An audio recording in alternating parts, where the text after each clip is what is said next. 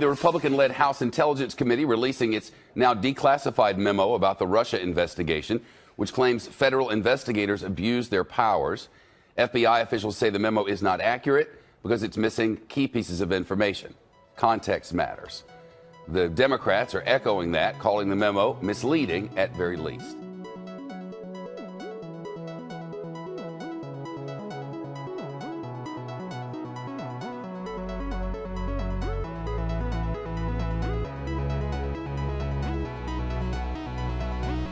You're listening to The Devil's Advocate, where we talk about news and current events. I'm your host, Brandon Condict.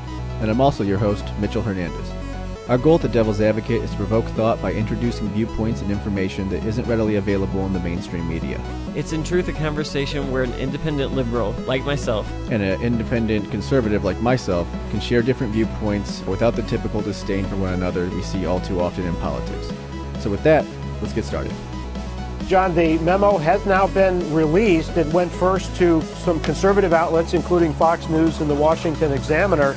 And what we see from their accounts of what's in this memo are that it shows that the so-called dossier that was prepared by the former British intelligence agent who had been hired by a Democratic research firm was used, and a critical part of the application for surveillance of Carter Page, who was the Trump foreign policy advisor that has been part of this Russia investigation. So the key point from the Republican standpoint is to try to allege that the dossier, which they claim has been debunked, was part of what led to the surveillance of Trump campaign officials. Now, I should say that the memo has not been debunked in full. It has not been affirmed in full.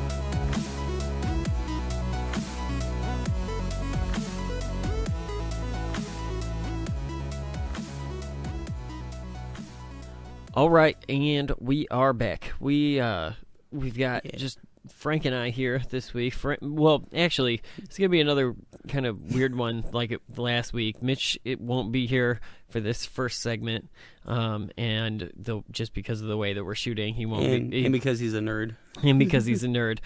He did have other prior engagements, though, with Nerd Lifestyle Comic-Con. We're really just jealous that we're not there. Yeah, I mean, if we're I'm just going to harp on that the whole episode. Right. So,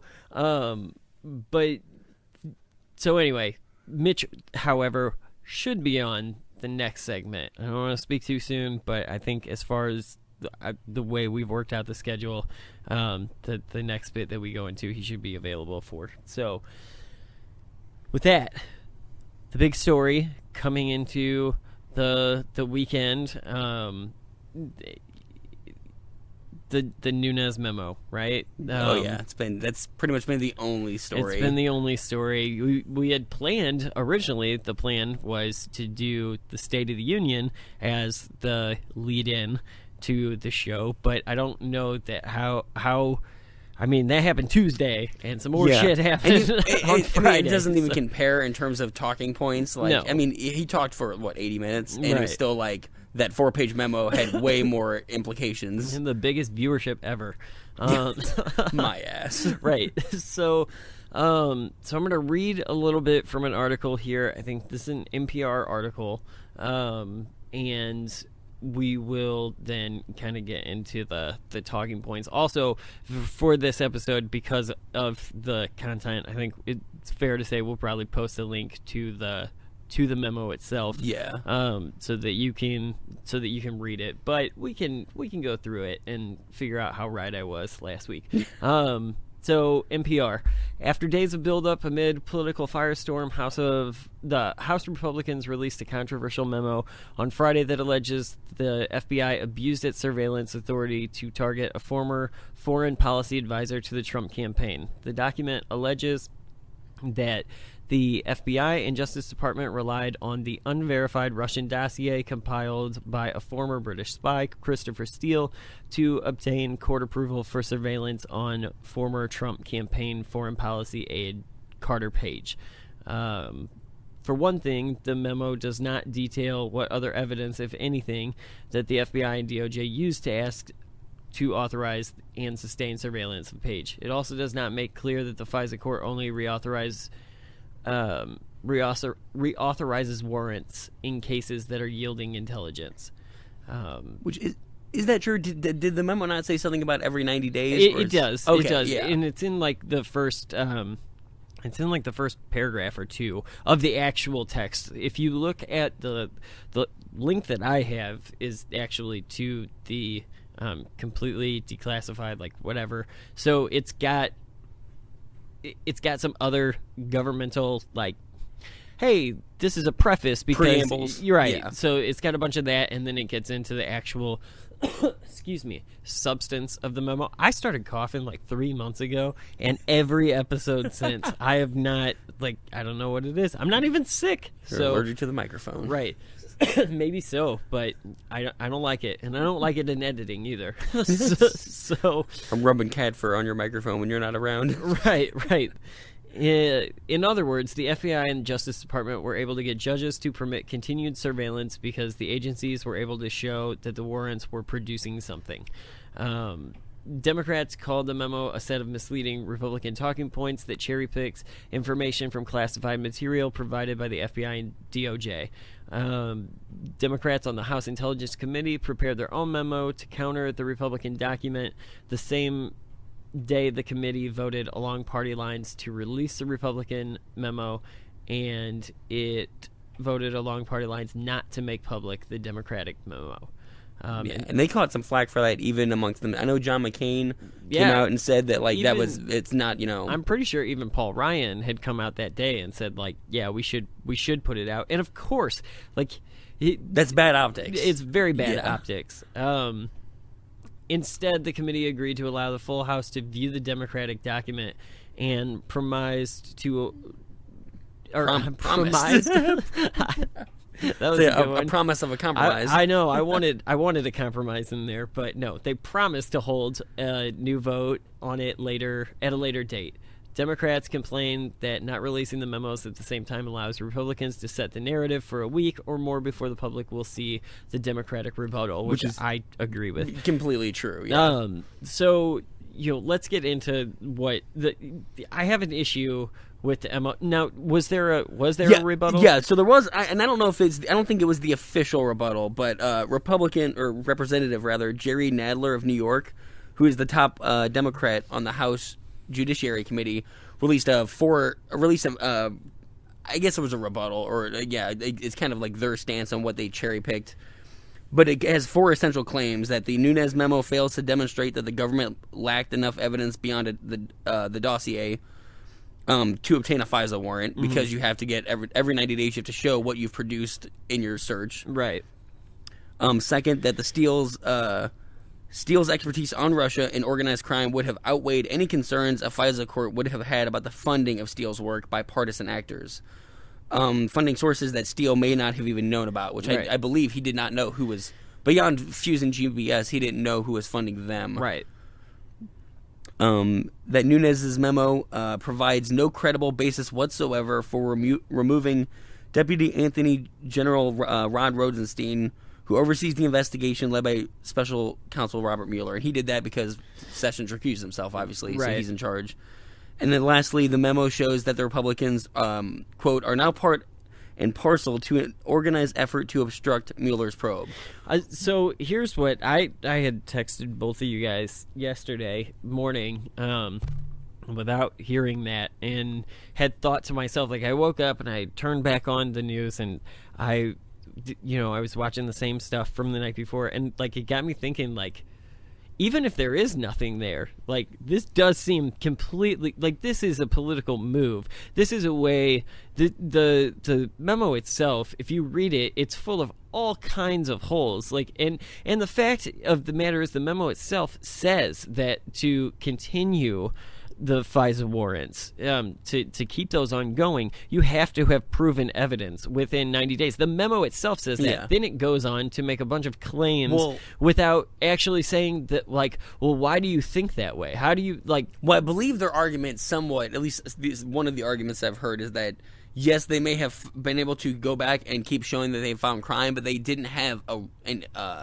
a right to look in the first place than if the original information. But again, I don't believe the Steele dossier is the only thing that they're basing this on. No, I don't think so either. And if it's here's one paragraph from I have a lot of problem with the fact that a guy who is supposed to have gone to law school doesn't.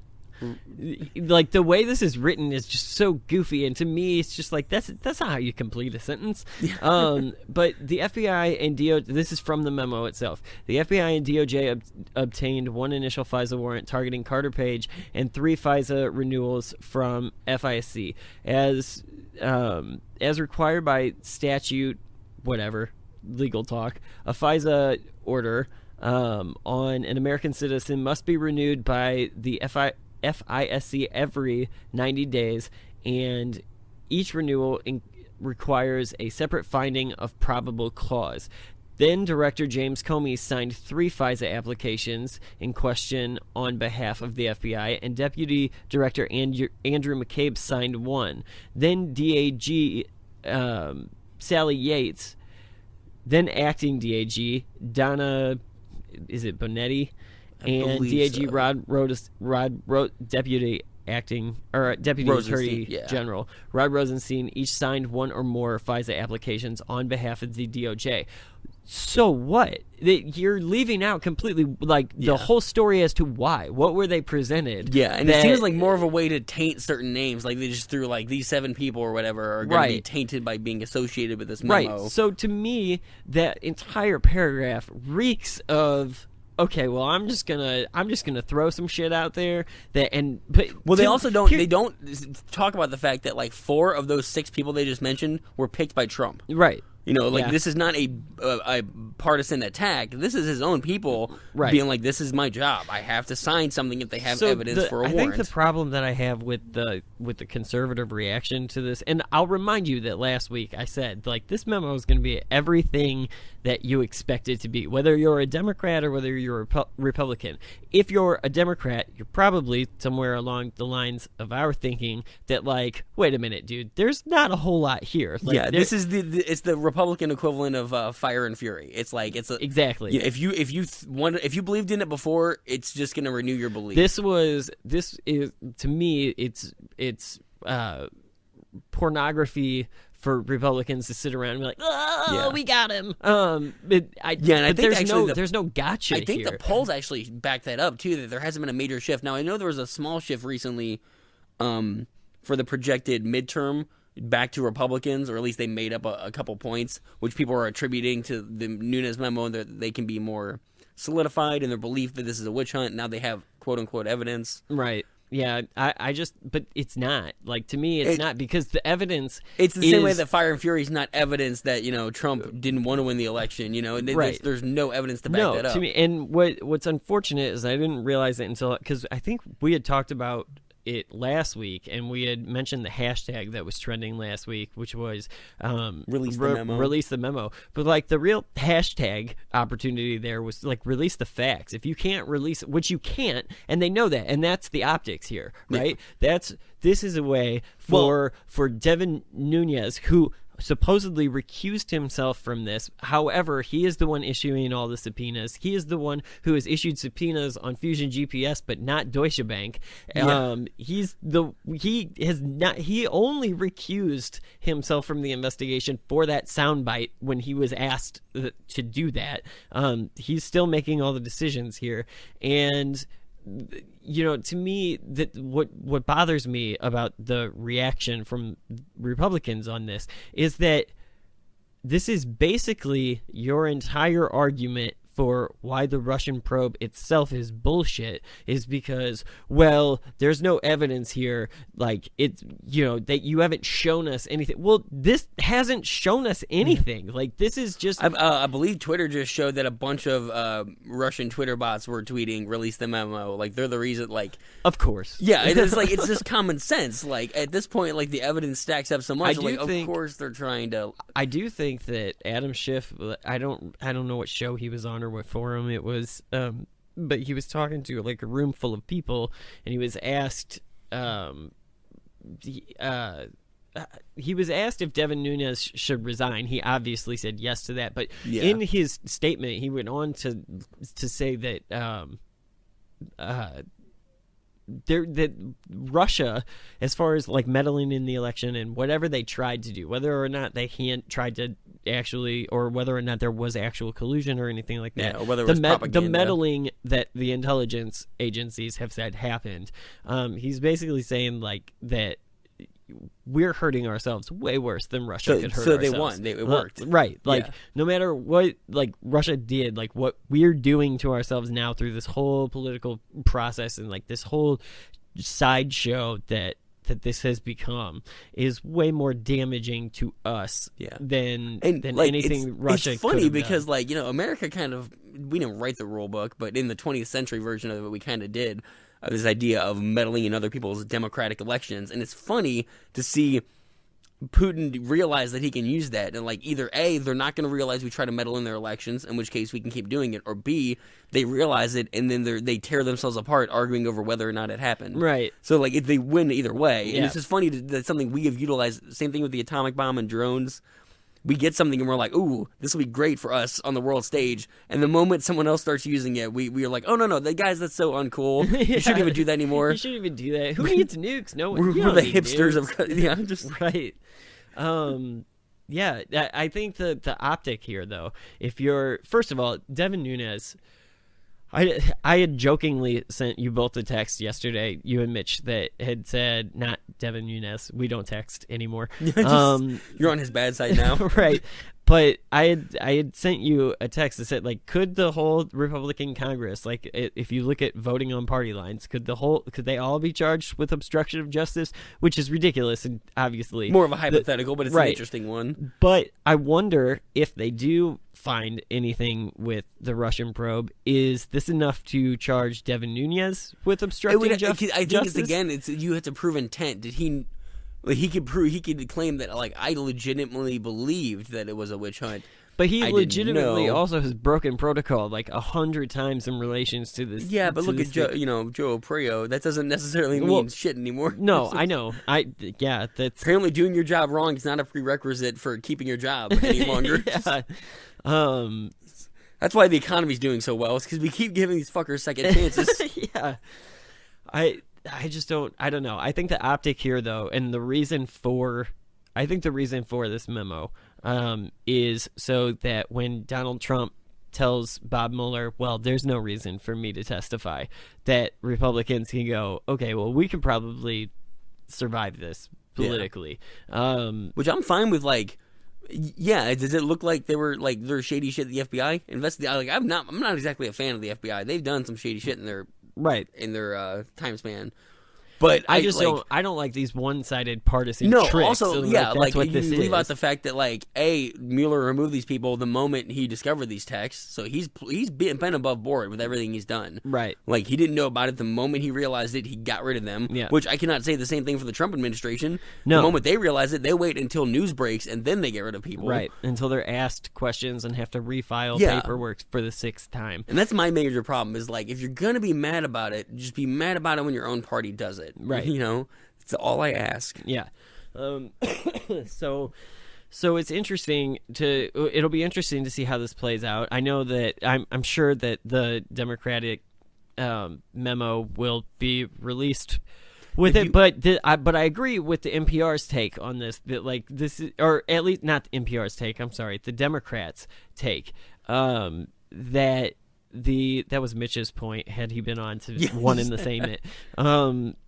But I agree that this is a way to set the narrative. The fact that their memo got held up is a way for Republicans to throw shade for a week. And then it's kind of like, it's the whole argument about fake news, right? Like, we've talked over and over again on the show about how when sources get it wrong and then they retract it later, it doesn't matter because you only saw the original thing. Like, you get a page one headline, page four retraction. Right. You get 1 million views on the first story, and you get like 3,500 on the second. Yeah. The narrative is set then. And most times nowadays, you almost don't even get a retraction. You get more like they fix the article and then just put a little update at the bottom. Yeah. yeah, hey, by the way, we were wrong a couple days ago if you read this. So my question is, like, because we saw members of Congress vote to release the memo and vote not to release the Democratic memo, which they have the right to do. The other person that can release it is Trump himself. Right. The president has the power to declassify anything. Yeah. So he also has the power to declassify the FBI documents that Nunes is referring to. Right. So wouldn't you think at some point there would be a push to be like, hey, man, if there legitimately is something, you have the power to overwrite the DOJ and the FBI and release everything unretracted. I also think, though, unretracted.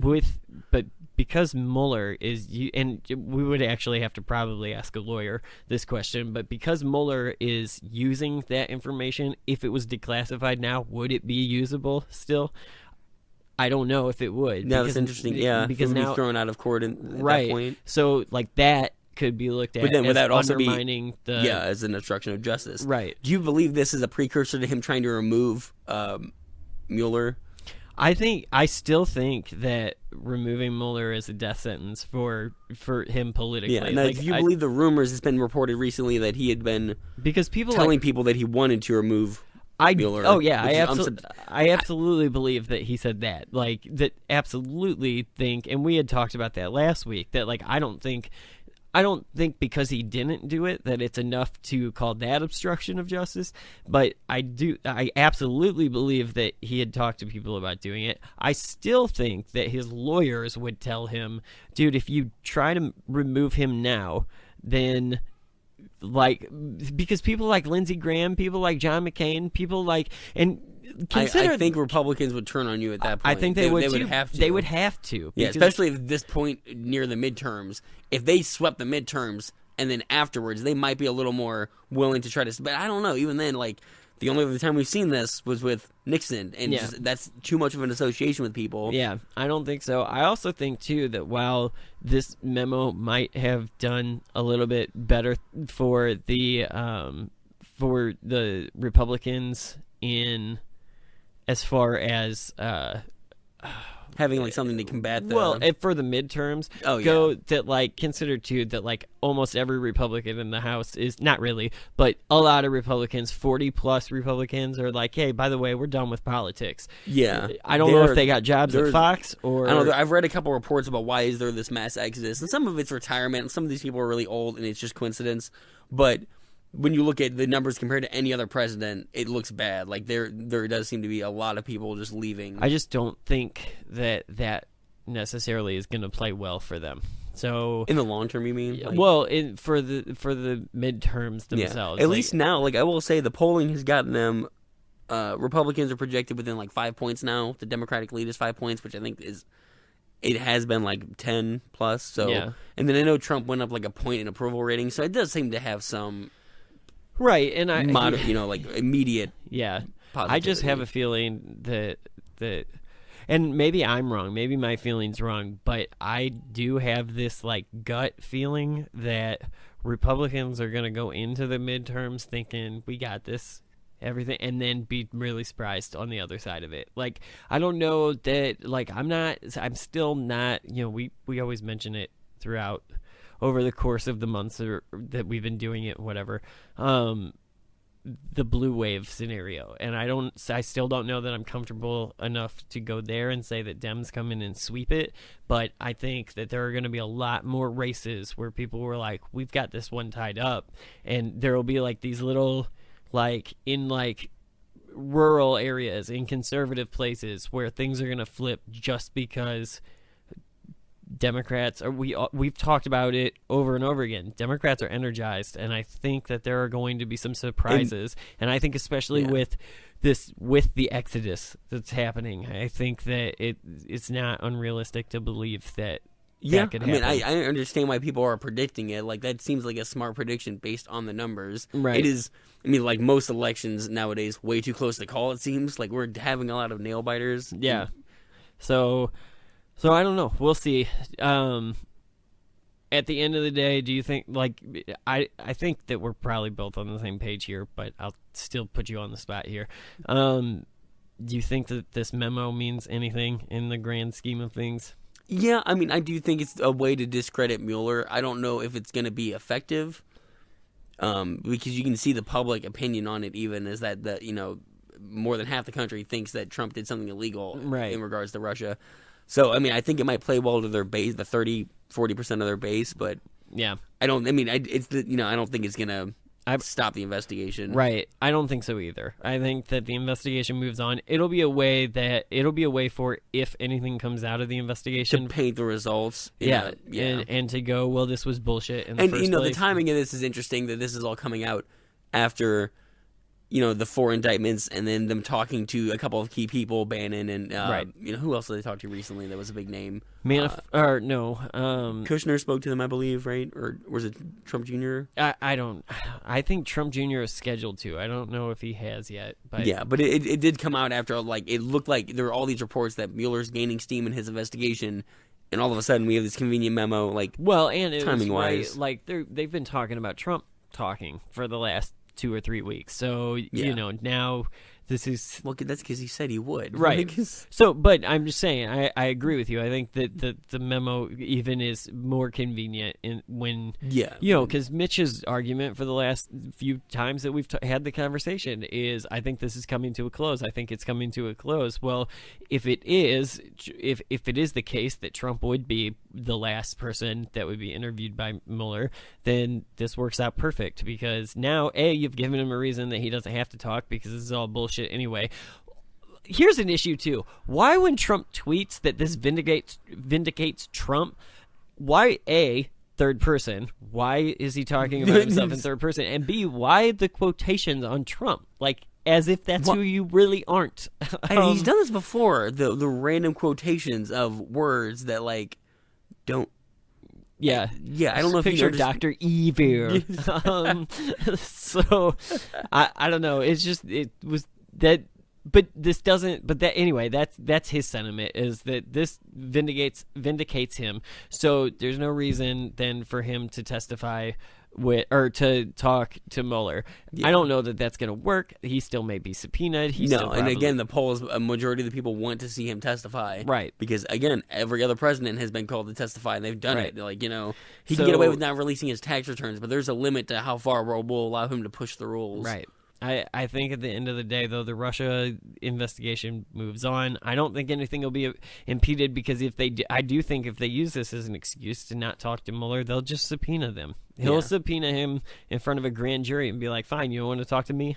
We'll take it to the court. We'll take it here. I don't know that this is going to wrap up that soon. I mean, maybe it would. Maybe I'm wrong. I don't know a lot about the law, but it just seems to me that's way too quick for something this big to wrap up. The other thing, too, that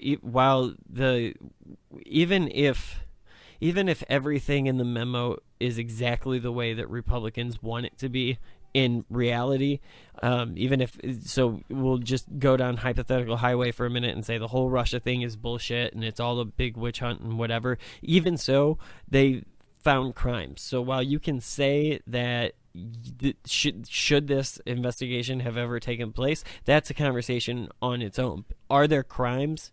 Yes. Should people pay for their crimes? Yes. And I'm not going to buy Mitch's whole, well, they knocked on your door for one thing and then they found you fucking penguins, and so now apparently there's a fucking penguins law.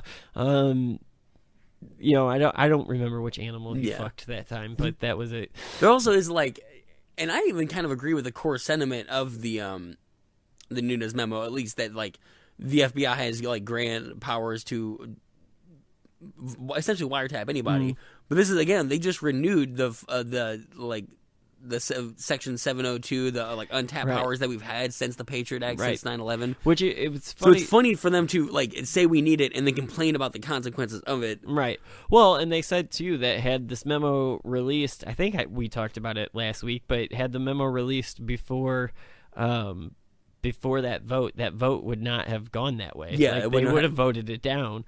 Well, there would have been more pressure, at least, to vote it down. Right. Because it would have been seen as... But yeah, since it got no news coverage, right, no one is talking about that. Anyway, I'm calling bullshit on Devin Nunes, who should not even be part of this thing that he recused himself from. But if you think you're being accurate, then vote to release the Democratic one, too. Right. At least have... Or, again, I don't know the legal statutes or whatever, but like I'm not going to be satisfied here until I know what the missing pieces are. So even what they're referencing, because the play here is that Republicans are going to charge the FBI and the DOJ and the State Department with a bunch of accusations that the evidence is classified, so they can't respond to. They can't come out and be like, no, here's why we had reason to continue FISA warrants on Carter Page or whatever, because it's an ongoing investigation. They can't come out and say anything. That's the play here, and that's why I wonder if there is anything, or even by the where we stand on, is firing James Comey obstruction of justice? Is this memo obstruction of justice? Is this, now again, you're right, you have to prove intent, but common sense would tell you that the guy who if jumped up in the 5th hour of the investigation and ran to the White House, and then as a result, air quotes, real ones, Trump, recused himself from the investigation, then, like, I don't know. Common sense tells me, like, don't trust that guy. That guy looks like a weasel. That guy looks like a less greasy Ted Cruz. So, I don't know. And, to be honest, I think this is, like, where Devin Nunes' heart is in his book tour after Congress. Like, that's what this is about, right? That after he's done being the shitty rat-faced bastard that he is, then he'll just go be a shitty rat-faced bastard with a book. You know?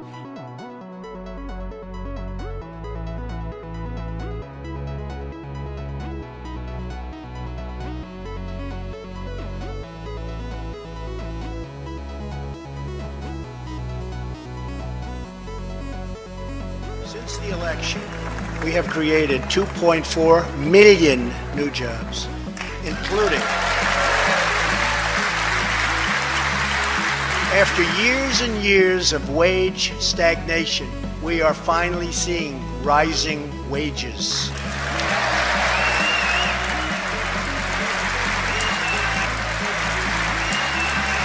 This, in fact, is our new American moment. My duty, and the sacred duty of every elected official in this chamber, is to defend Americans, to protect their safety, their families, their communities, and their right to the American dream. Because Americans are dreamers too.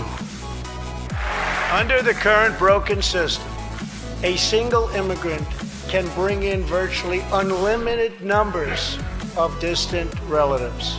Under our plan, we focus on the immediate family by limiting sponsorships to spouses and minor children.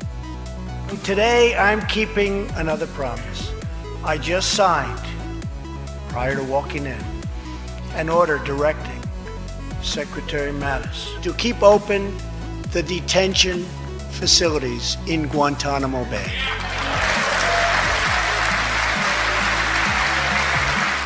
The people dreamed this country. The people built this country. And it's the people who are making America great again.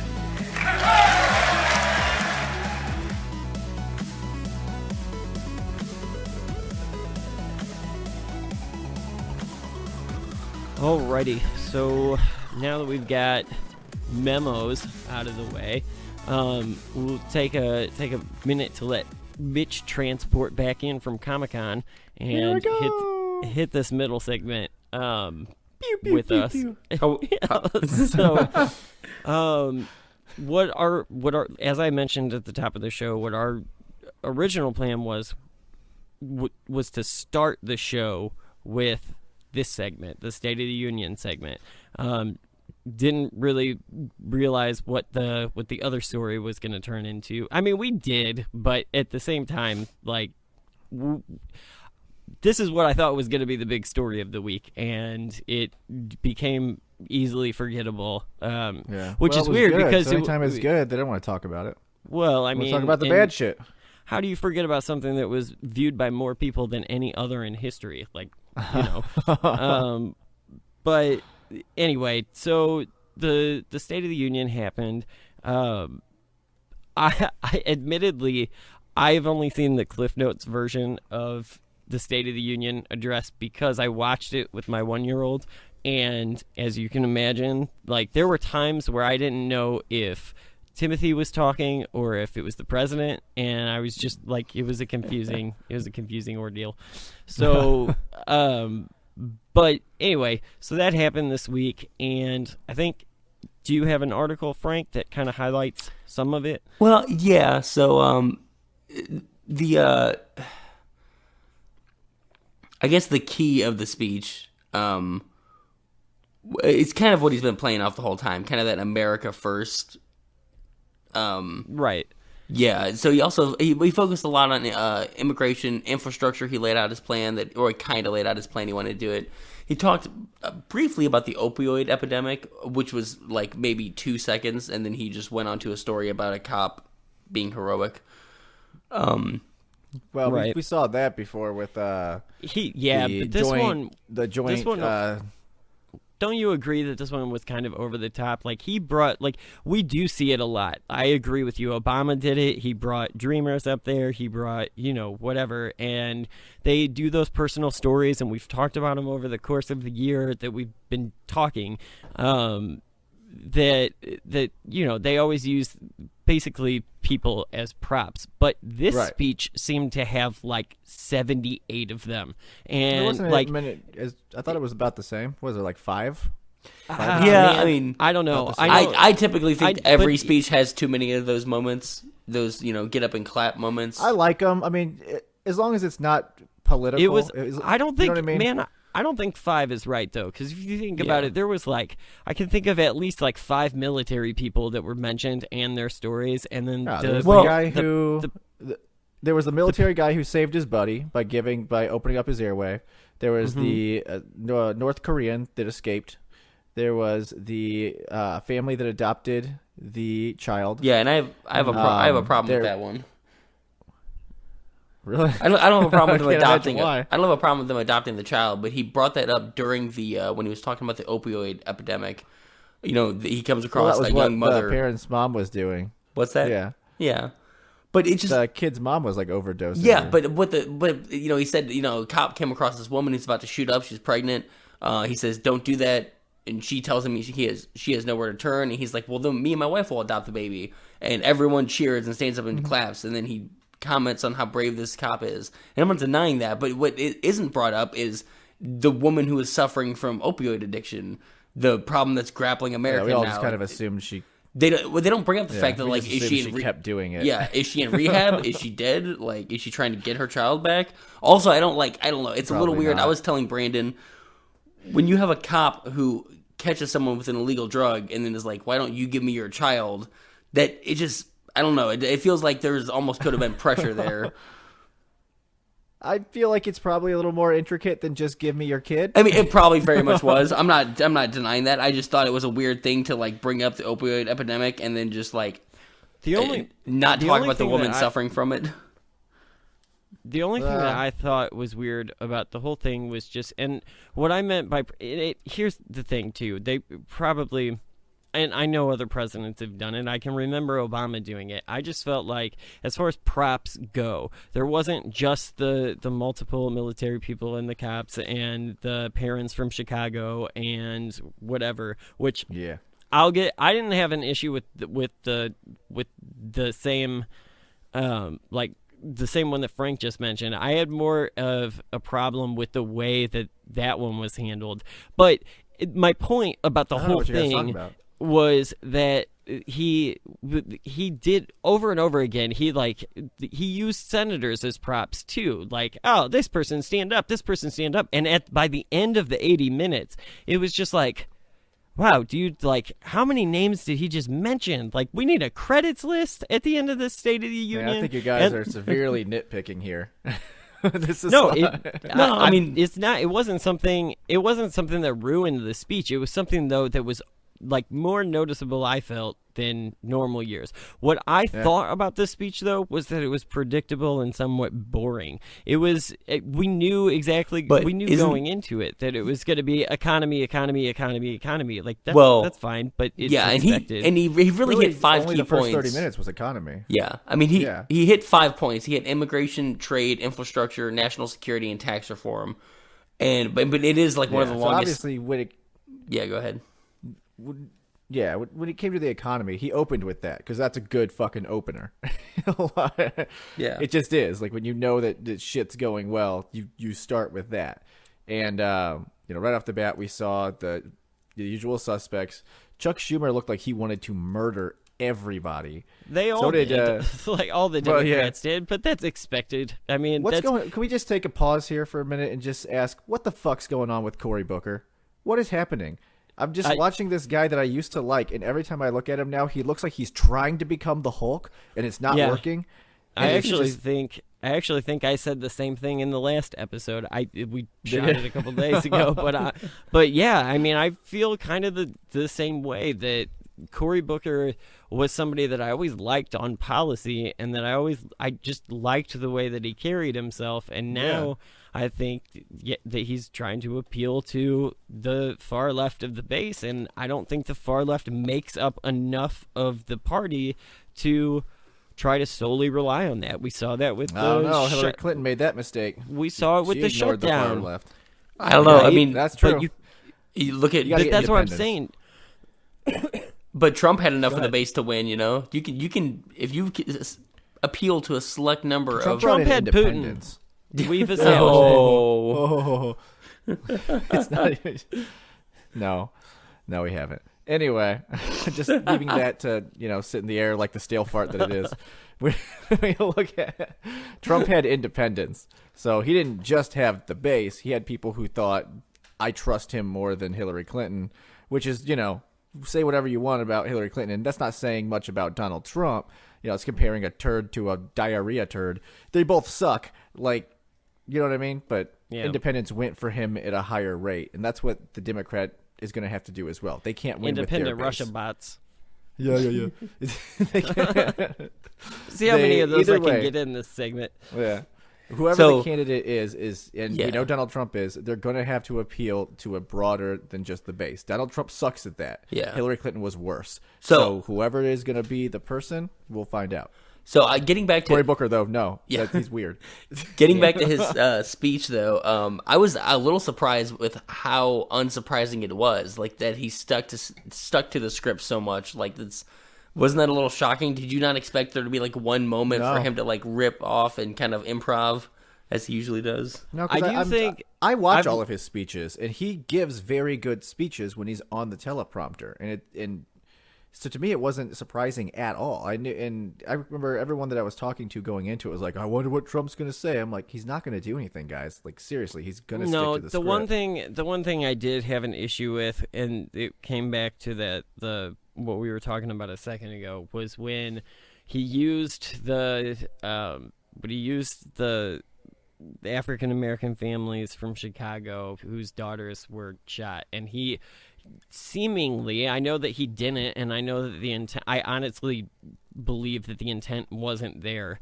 And if it was subtle because that's not why I have an issue with it. But he seemingly likened MS-13 gang members to DACA recipients, and I did catch that. And in that statement where he talks about that they got hit with stray bullets or whatever in gang violence, he goes on to say, I don't know how you don't remember this, the Democrats booed. He goes on to say that they were just booing because he said that the MS-13 gang members got into the country through programs and then didn't say DACA but described DACA. And it was something that I noticed immediately. It was like, wait a minute, you just said gang members and DACA basically. Well, we know for a fact that some of them did. I mean, it's not to say all DACA recipients are gang members, but some of them have abused the No, system. but and come it's in like that way. it's that whole thing where like Trump people are playing the. Well, he didn't say that all Mexicans were rapists and drug dealers. No, but he did to appease the base. Like he did. Yeah, if the statement is some MS-13 members have abused this The program. to statement come is in, one that's thing. right. The sentiment is another. So, Okay, well, you can imagine all the sentiments you want and to get upset about. and so can but- you. You can imagine that racism isn't real and that he doesn't use it, but he does. That's fine. But I heard him say that, and it sounded legit. So I don't know. I heard them There was do. a- I just figured they were being buttheads about. Oh, he's brought up crime. No, Oh, no. they caught the same comparison that I did. So Yeah. you know that was the issue that I had with that. Just with the way he handled it. Like if he had left out that, if he had said like, gang members are bad, that's why we need a wall. Okay. Like whatever, he just shouted out. You threw a bone to your base, and like you didn't make Yeah. it seem like the people that we're fighting over protecting right now were gang members. Like that's what he did. But again, So- he did the political play, which is saying he did the same thing with the terrorist, because of the immigration system, because of those terrorist attacks that happened, because of chain migration. He was like, "See, look, it's all of them," and of course, it's not true. We're not all one Right. Pedro. It's not true. One person doesn't make the damn. You know, we doesn't have to set the make that a rule. shirt. I don't know if that I'm the borderline's closest to Pedro racist, but anyway. if you go back to like episode 1 or 3 or whenever it was, like it's totally like that. I love that is a reference that has Yeah. been brought up for a year. That should be on a shirt. Don't worry, I'm Mexican, so I'm allowed to say it. If anyone gets mad at me, I'll just be like, "I'm brown. What are you gonna do? You can't hate me." I mean, we It's have against your evidence. We have recorded evidence of your green card on the show. So That's true. Exactly. So deal with that, whiteys. he said crackers. I heard him say crackers. Oh my god. I can No, say the other part that because I'm white. So the other part I loved about his speech, which first off, I'm just going to put it out there. I loved the speech. I thought it was great. The other two moments that really laid out to me was when he went into the immigration plan and really was like, I'm good. That's what made me so mad whenever I watched that Trevor Noah, whatever his name is, his thing. And he was like, what really makes people upset was he didn't go into any policy. I was like, are you fucking high? He went through in depth his policy. He did that, and he did what was it? It was the immigration and the infrastructure. He was like, here's my fucking plan. So Well, I the love that he went infrastructure into plan it, is and I love that he called we're- out. The infrastructure plan is like we're somehow going to come up with $1 billion to pay for this. It's not much of a plan yet. It's like we're going to really hope No, the private that's Bernie sector Sanders' picks plan. it up. His plan is $200 million. That's the difference. Yeah, Bernie Sanders is I want to spend $1 billion. Is it? I thought his probably plan was he it is. also, I though, want- he What? also said while he was talking infrastructure that it took a year to build the Empire State Building. Isn't it a shame that it takes 10 years to get a permit to build a road? And I was like, wait a minute, are we building to road? Somewhere you detoured in thought there. The I don't idea know. is construction. The idea is Empire- that used to be, that there used to not be so many regulations holding back construction. I get and what projects. the idea was. It was like you could have just used another building as your Yeah. example. Like I don't know why we had to change. Fun fact: the Like, Empire State man, Building the also price of tea used to be cheaper. Isn't it a shame that milk is so expensive? What? That's right. I'm just saying, it's a damn shame. Goddamn crying shame. Go on. No, I love that he called out Democrats and really, was just like, this is something you guys have been fighting for. Stand up, clap. And it's, there was so many good moments there where you watch them where like Democrats start to clap and then they look around and realize no one else is and immediately stop. They're like, oh shit, sorry. I didn't mean to be real for a moment. Yeah. So that shit bugged the fuck out of me. And I know it was supposed to. And, Republicans on the other side, they clapped about everything. He could have just gotten up and been like, I took a big dookie. It was great. I know. And they would have just stood up and They Paul were- Ryan would have looked longingly They were at him legitimately giving him the rhetorical blowjob. Although I think that they were giving themselves the rhetorical blowjob because they Yeah. were only clapping, they were clapping because they were succeeding as a party, not because they give a Right. shit about Donald Trump. So Right. He's just a means, Means to an end.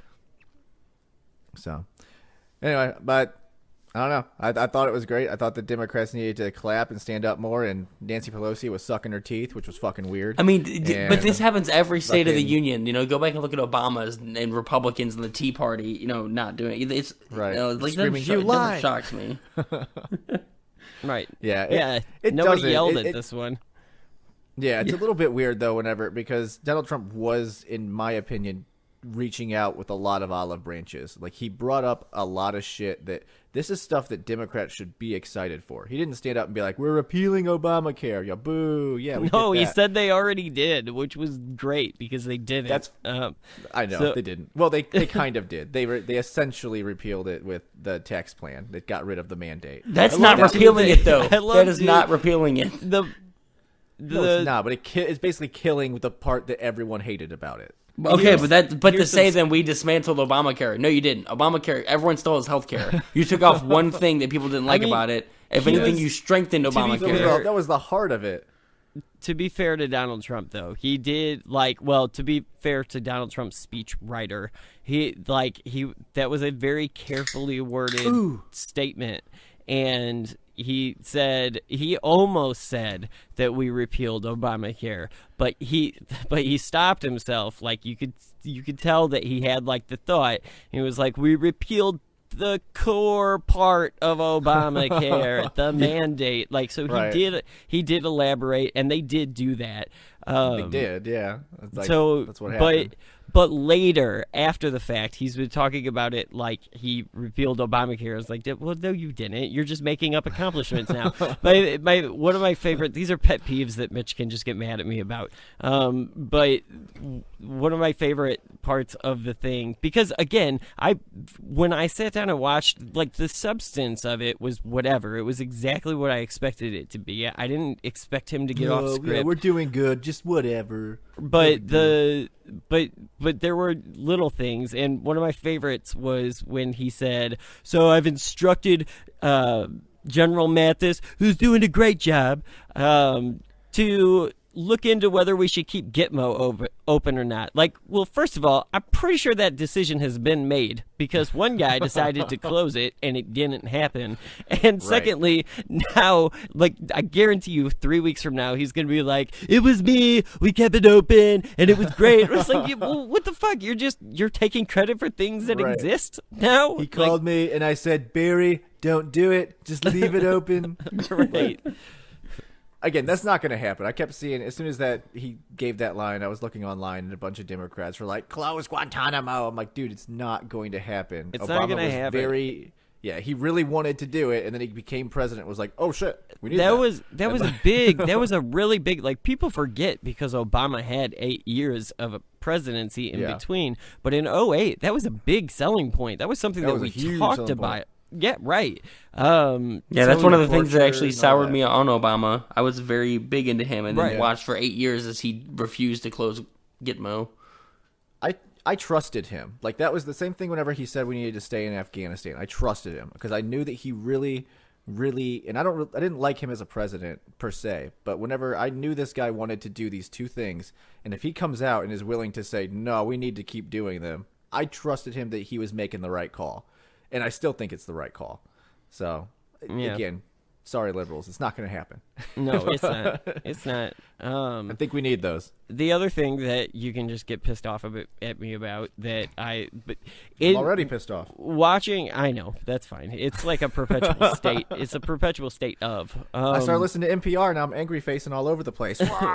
What's funny, though, is I totally realized, again, and I've realized it before, I've said it on this show before, but I, again, had another moment where the camera flashed to Melania, and I was like, I totally understand why people don't like you. I totally understand it. For the same reason that people resting bitch face. No, for the same reason that people don't like Assad's wife. She's that person. She's that. You look at her, you're like, I bet you are not. You're out of touch. You don't. Yeah, she is a little let them eat cake. I know she's a nice person and all that, but she does come off as high society. When she was sitting there, nothing wrong with that. It's just it's not very likable in the time of high income inequality. It's just not a very likable trait. when she was sitting next to the police officer who like adopted the baby, and then on her other side there was like a kid that got mentioned. He put the flags up on all the graves. Right, and it was that scene where she stood up next to the kid, where I was like, yeah, I get it. Like, you're the person whose husband, not like I'm not drawing a comparison to Assad here, but like in the same way that Assad murdered a bunch of people, and his wife was like, "Where am I going shopping today?" Like that's how she was asking about Harry Potter, by the way. Is that what it was? Yeah, remember that? It was like, oh, Assad's gassing people, and her text messages were like, "Have you seen the new Harry Potter? Come on over." Yeah, that's what it was. It's like, oh, fuck, you're messed up. That's how I imagine Melania is too. Like I imagine her just crying. We didn't want this. We didn't want this.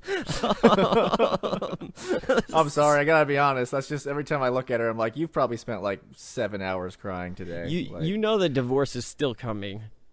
Oh, it is. As soon as he's out of office, you know. They might wait a year to save face, I don't know if she goes all Uma Abedin on it, but like I don't think she will. I think she'll. I mean, come on, he's what, 71? She's just gonna wait for him to die. You know, they signed a prenup though. What does she gain out of that? Just leave. Probably did. Just the name. She used to keep the name. You know. After he dies, his lawyers will sue her, and his estate will get her money. So this is a lot of conjecture that we're going with here. Don't pay attention to it. Trump doesn't have the best record in court, man. Yeah. He's had a lot of time in court, but he has some losses. He's got a lot of time in court. That says something. That guy should be president. He's got some wins. So unless you're a lawyer, you never want that to be true about yourself. Right. Yeah. But don't worry, because his lawyer writes all the bad stuff anyway. So I know the fucking lawyer. You had anything else that you dug about it or whatever? I mean, again, like I dug everything about it. Well, I mean, we got to talk about the North Korean. I mean, that was incredible. That was a fucking powerful story. Go on. About him trying to get. Well, you know, the story about him trying to get out and being starving and then getting hit by the train and his his relatives letting him eat the food, and then he finally gets out of that country. That was a pretty big deal. And then right after it had Otto's parents, I bet he's not happy that North Koreans and South Koreans are playing ice hockey together. I don't know. He seems pretty. He did pretty well for himself. Speaking of that, because that can kind of segue into a little tangent. Have you seen that? Like how South Korea's receiving this unification for? No, they're not. Like they're not. Like the people, if you being interviewed, like interviewing South Korean citizens, at least what I've seen is a lot of people being like, yeah, we kind of lived our entire lives thinking that we were gonna be like burned in a fiery fucking blaze, and I don't know that I want with the athletes. I don't know that I want us but like. Suck it up, Buttercup. No. It's no, dude. You can't say that. It's bigger than that. It's not about athletes. Like they've changed. There's no South Korean and North Korean flag in that, right? It's a unification flag. It's a unified flag. Yeah, and there's a lot of people for good reason, I think, that are like, fuck that a little bit. So, hey man, that's what they get. They voted Moon in, and we covered it whenever Moon we didn't in. Put the unification flag on the coffins of the dead people that North Korea torpedoed last summer. So would this be the equivalent, like hypothetical highway, if Israel and Palestine were to co-host the Olympics? Do you see it like... It's got to be something. Yeah, it's got to be. I mean, obviously there's, a history that's missing there. It's, 40, 50 years as opposed to thousands of years. Right. But, if we're talking about the new state of Israel versus Palestine, it's about the same amount of time. And I think Korea I don't know if it dates back thousands of years, but I believe Korea goes back hundreds of years at least. I mean, before we got into it. They did. We've only been into it since the 50s or so. The Korean War is really the big, that's whenever the North tried to invade and take over the South, and then we stopped them, and they sided with Russia, and South Korea sided with America and created Samsung and became amazing. Yeah. So take that, Kim Jong-un. Did you say created Samsung? Yeah, man. They were like, hey, you know what would be awesome? Samsung. Let's make that. And then they did. Right. And Sweet. that's how it went. And The that's more you how know, it went. kids. That's all right. The more you I know. think that was part of a Anyway. UN agreement. Might have been. I'm excited, though. I'm excited to see the Olympics start this Thursday. I'm super, super pumped, and I am super pumped to see how this They plays don't- out if you're under a lis- unified flag. If you're listening to this 6 months from now, that's not true anymore. So, you know, Well, you should figure that out on your own. You without- missed out. But if you're listening to it from 6 months from now, there was no government shutdown last week either, sucker. So, Right. So don't worry about it. or No, I maybe thought, I guess we're we don't after- know. We don't know yet. There's no budget deal, so that may not be true. It sounds. The word on the street, if we're going to go on that tangent real quick, is that there is absolutely no deal on the Dreamers, but that there probably isn't going to be another shutdown. I'm Neither telling side is you, gonna it's risk it. going to play out, man. Yeah, your It's gonna go prediction all the way might down to the wire might in come March. true. It's gonna play out. They're not gonna sign a DACA deal, and Republicans are gonna eat it in November. I still think they'll get a deal. I think that eventually, because I don't think that Democrats want to make that play. You know, they can try to blame think about it on dude. as much. Think about it. The Democrats in Congress aren't affected by DACA. They are in terms of voters, but then California. Independents. Remember that word. Right. I understand that. Yeah, the independents heard Donald Trump stand up at the State of the Union and say, hey, do you want 1.8 million DACA recipients? I will do that for you. So if Maybe. they don't deliver, there's going to always be that soundbite saying, you had a deal. You didn't take it. Yeah, but but if there's you're also weighing Independents, I sound don't think are bites, gonna if be- you're weighing sound bites, that's not the memorable one. Trust me. I don't know. Believe me. Really? Trust you? We just saw this happen, and that was the memorable one. They blamed their Democrats for not taking the deal that was in front of them. That was memorable for like 6 minutes. We barely Yeah, well, remember guess the what? government 6 minutes is going to shutdown. happen again. So It's not going to be some big, what I'm massively telling you different scenario. is when you're talking about sound bites to play of Donald Trump, shithole is probably a little bit more memorable than Not when it comes to than DACA. this. It has nothing to do with DACA. no, but It has I mean, everything in to do with DACA. It's the reason that Not DACA from the fell Mexican apart. side of it. I Yeah, will. well, no, that definitely went into it, but I don't think that's the reason why it fell apart. It fell apart because they didn't want to chain migration. That was the real reason it fell apart. You know, it definitely exacerbated the situation, him saying that. But, you know, clearly he expanded it, so, you know, they got what they wanted when it came to the Haitians and every other place that they wanted to expand it on. So, the Well, shit I don't I know. mean- I think that if they back down from it, I think it's going to fall back on the Democrats because they have a deal in front of them. They just have to say yes. So what do you Wait. predict, both of you, for Wait, do they have a for deal in front DACA? of them now, or are you saying that's the rumor is that they will have a deal soon? They have a deal. Look, I'm saying what Trump laid out in the State of the Union is what he's saying I will give you. And again, like he said in the State of the Union address, that is 3 times more than you were asking or what President Obama had done with his executive order. I'm going to give you 3 times what he wanted to do plus amnesty. Well, plus a pathway to citizenship. Take it. Say yes. So again, they have that option in front of them. If they don't take it, then they aren't taking it. Again, it goes back to whenever this whole thing was going down. They're like, the Republicans are stopping us. And then that one thing came out that said 94% of Republicans voted yes, 92% of Democrats voted no. Who's really stopping it up? It was a no-brainer. It's going to backfire. Yeah, we'll see. I mean, I tend to believe, like, I still have hope and I still believe that they will get a deal done because I think it's the smartest thing for them politically, It both is. sides. For both people, yeah. So Exactly. I mean, we'll see what happens, but we are now getting But that's my closer. prediction. My prediction is that Democrats are gonna take the deal in front of them because it's a good deal. It's a good compromise. They get what they want. Trump gets what he wants. You know, they don't want to change chain migration, but let's face it, it's a better system to go to a merit system. It's better for the country. I think that's the way that it should go, and I think that's the way it will go. Right. So we'll see.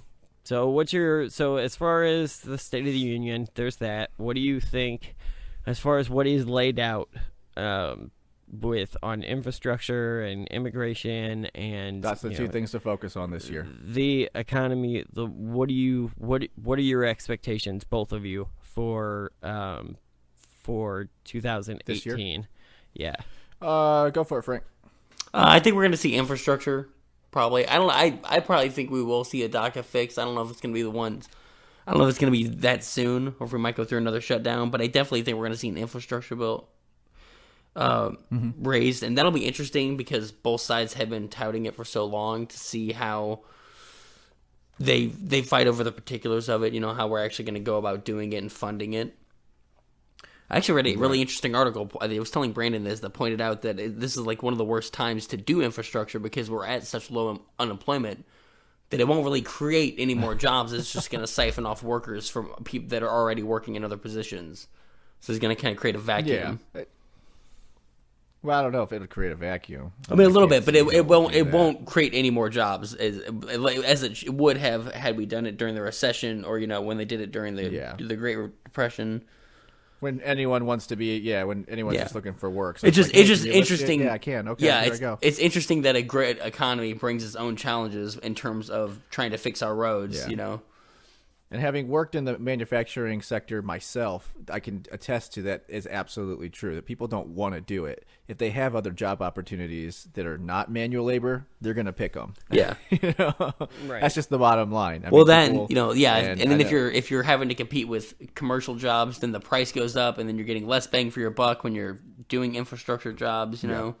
So I do see a lot of problems, and they're going to fight over the actual details of the bill once we see it, I'm sure. Yeah. There's obviously wages are going up, so that's going to create more overhead. There is an infrastructure bill floating around that isn't, I don't know. It seems like it was at there's one no point. Details. Yeah.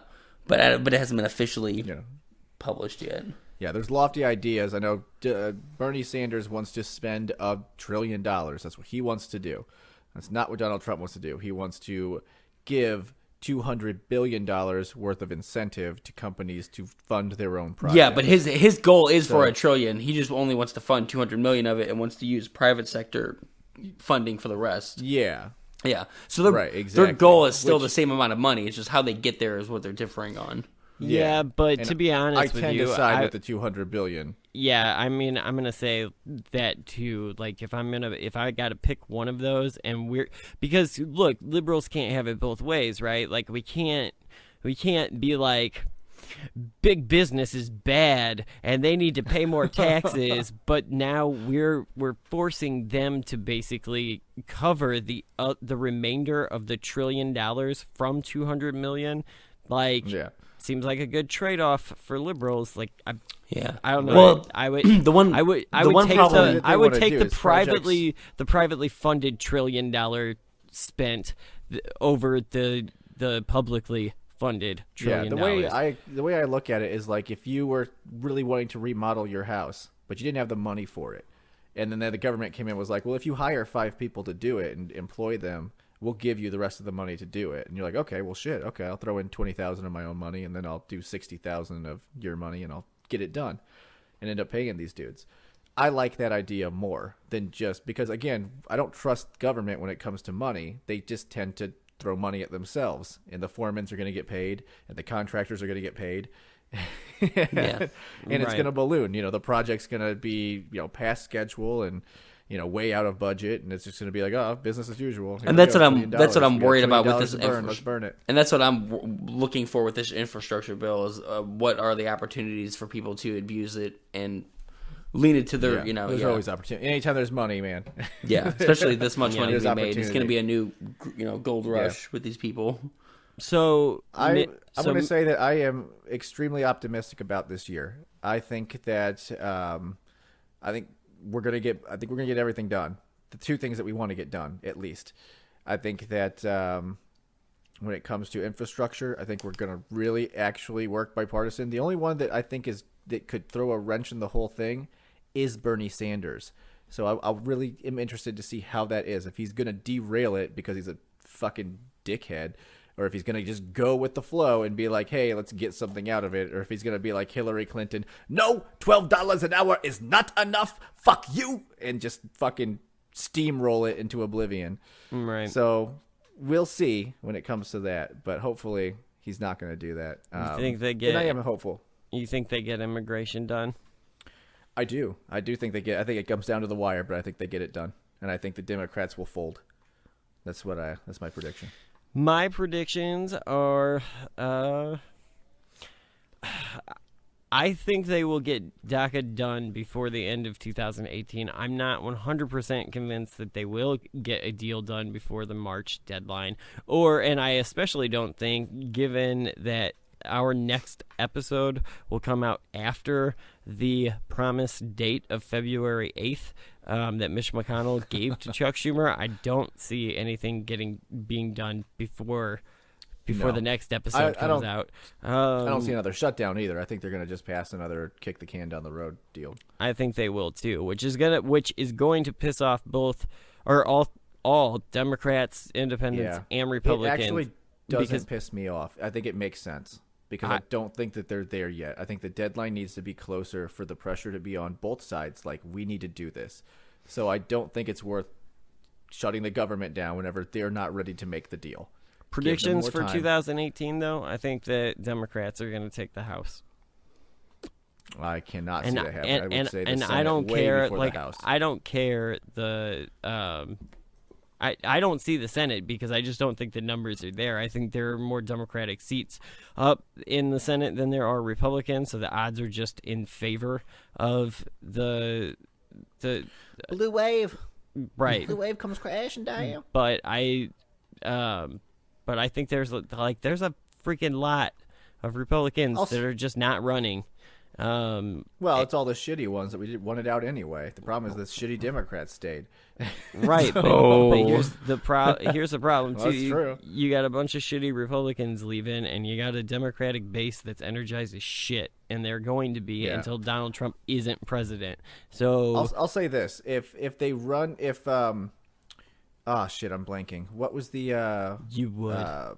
The first transgender that ran in Virginia? What was her name? I can't remember her name either. I remember the story. Yeah, if Democrats run like that, they have a chance of taking the House. If they just overwhelm the system with a bunch of identity politics, where it's I'm the first Peloponnesian, half Mexican with one eyeball. Vote for me because you'll be on the right side of history. Like their play has been the past 3 cycles. They will lose because no one gives a shit. And they shouldn't give a shit. You should run a good campaign. That's what you should give a shit about. Her name is Danica Roem, by the way. Yeah, that was bugging me. Again, that irritated me. I know.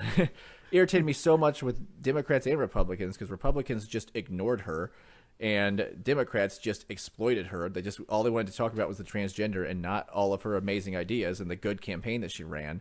Mm-hmm. And independents were like, I like what you're saying. I'm going to vote for you. It's like, yeah, people are going to always vote for their interests, and you got to run a good campaign. You got to put yourself out there. So, but again, I don't see that from the Democratic side, especially from the money supply side. They tend to just throw money at whoever is young and whoever is saying the most progressive shit, and that doesn't work. So, I don't disagree with you, but I think that there's a different dynamic that we have to take into account. In a normal political cycle, I would say yes, but I think that this is a weird one. Trump is so polarizing, especially to the left. Let's touch on this for a second, though, because this is important. After the speech, his popularity rose. He's at 42% right now. Yeah, for like 6 days, and then the fucking memo came out. We'll see. We haven't seen that the memo is affecting the polls or not. I think that hurts Republicans more than the president. And Donald Trump's dumbass being like, it vindicates me. Exonerates me. You dumbass. Everyone just forget about everything. No big deal. No, that was dumb as fuck. Yeah. But regardless, this was a huge boost to his popularity, and I still give him a +3 when it comes to the polls. I just don't think that people are willing to say that they support him. Give it 3 days, and that bump will even itself back out. So because we can't help but not lie. And the second that he gets called, by the Mueller investigation to talk, and he's like, "No, did you see the Nunes memo? I'm totally clean. Everything is great." Like he's fucked again, and so whatever. As far as it depends on timing, but right now it's trending in the right direction. He needs to continue to do good things, and if he comes out on top on this. If Republicans and the president are on the right side of the immigration decision, which I think they will be, it's going to boost his numbers by 2%, is my prediction. Well, And I think that that's going to really push things close. Then you're looking at 45%, you know? we'll see. I mean, I don't know. You We'll look see at how the tax win and the State of the Union and the good economy only got him up to what? Like he's at like 40% right now. No, well, if you put in all the polls, he's at like 40%. If you plug in registered and likely voters, he's at like 42.5%.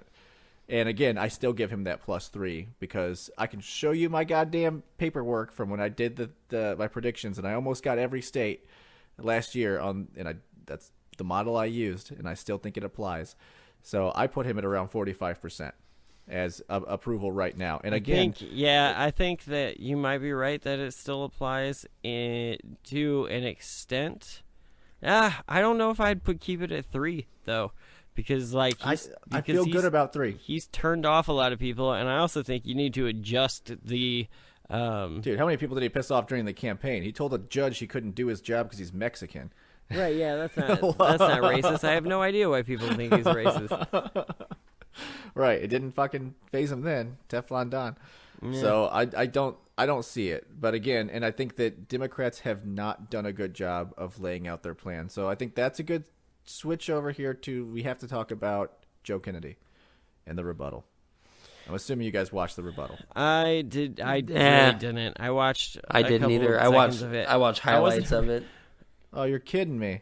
What I did. Oh man. What I did think though was I did think that was the closest to the Democrats actually laying out a plan, and it really wasn't. Yeah, no, they didn't. Really, what I saw of it was a couple of clips. I will say that I tagged you guys both in that Daily Show bit, and I thought Trevor Noah had a good point about how when Joe Kennedy started speaking Spanish, that he kind of missed the point there. Like, if the dreamers themselves are Americans who have been here and they're just like you and I and like whatever, like they've never known Mexico. Then it just almost seemed like he was chastising them, like, and it was also funny to me because he looked like a Kennedy giving a speech in Spanish, like he was still moving the way, and like his mannerisms were still very Kennedy-esque. Oh man, Ich bin ein Berliner. And they're acting, huh? Every Kennedy does that. Didn't Ich bin ein Berliner when he spoke in German? Oh yeah. It's like, I don't know what their shtick is. Like, I'll speak to him in the common tongue. They'll understand that. Yeah. Dude, I got mad, and I'm going to be honest. It was a snowflake moment, and I'm just going to have to own it because it is the truth. I was a little offended, and I don't know. It just rubbed me the wrong way, and it really wasn't him saying things in Spanish. It was everyone's reaction to it. Like, Democrats speak Spanish, offensive. Republican says rapists and drug dealers. Yeah, you know what he meant. Yeah, exactly. So, but no, like he started doing it, and you know, whatever, that's fine. But then everyone started cheering, and like they cheered like I do whenever I was watching the Super Bowl, and whenever Nick Foles threw an awesome fucking touchdown, I was like, "Fuck yeah, awesome!" Or the Republicans watching the State of the Union cheer like that. Exactly. Like they cheered like it was a play. You know what I mean? Like he'd done a good move. See, I've never understood that. Really rubbed me the wrong way. I don't understand it with sports. Dude, I don't understand it with politics. I've never been someone to cheer on. Like, it's not me winning, so why would I cheer? Yeah. I cheer if I agree. I don't. I don't share that sentiment. Yeah. Man, I'll cheer at a concert. I've been to wrestling events with you. I'm pretty sure that's not true. Like you were. No, I will boo. Now I will boo everybody. That is acceptable. I just do not lavish. I don't lavish praise upon people. I find it distasteful. Right. So nice. I was doing the State of the Union drinking game as well, and it came with an extra bit for the rebuttal. And, you know, there was different points, like if they bring up the Dreamers, take a drink. If they bring up, immigration in general, take a drink. And it would progressively get worse. And then at the end, it was like, if they say any of these things, you have to finish your drink. And it said if the respondent starts to cry. And he did it like 3 times. I was like, you fucker. So I had to finish my drink 3 times because, like... Oh man, just go watch the rebuttal because I've seen enough rebuttals in my life. that they're all the same. Same thing with the State of the Union. Like, I always know what they're going to be. And I'd be remiss if I didn't mention the massive glob that was on his lips that was completely distracting and hilarious. Yeah. Again, I feel like I'm just saying shit and you guys didn't see it, but he claimed it was chapstick. It didn't look like chapstick. If it was chapstick, he was applying well, it. what do you think it was? He was eating the chapstick. I don't fucking know what it was, but it was goofy looking, and it was his whole fucking lower jaw was just glistening with this shit. Please look it up because it was hilarious, and the whole time I was just like, "What the fuck is this?" So he claimed it was chapstick. Whatever, I ain't buying it. I'll have to check it out. To me, I only saw a couple clips of it, but to me, Joe Kennedy looks like if The Simpsons and Conan O'Brien were like the same show. I don't know. Yeah, it was just weird. It was weird.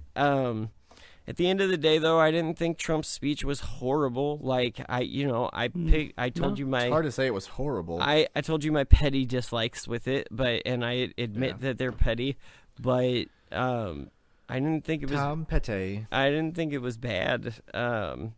But I agree with Frank. It was exactly what I expected it to be. So, well, apparently you guys were talking about how surprised you were that he didn't go off script. So no, because I'm usually I did not say that.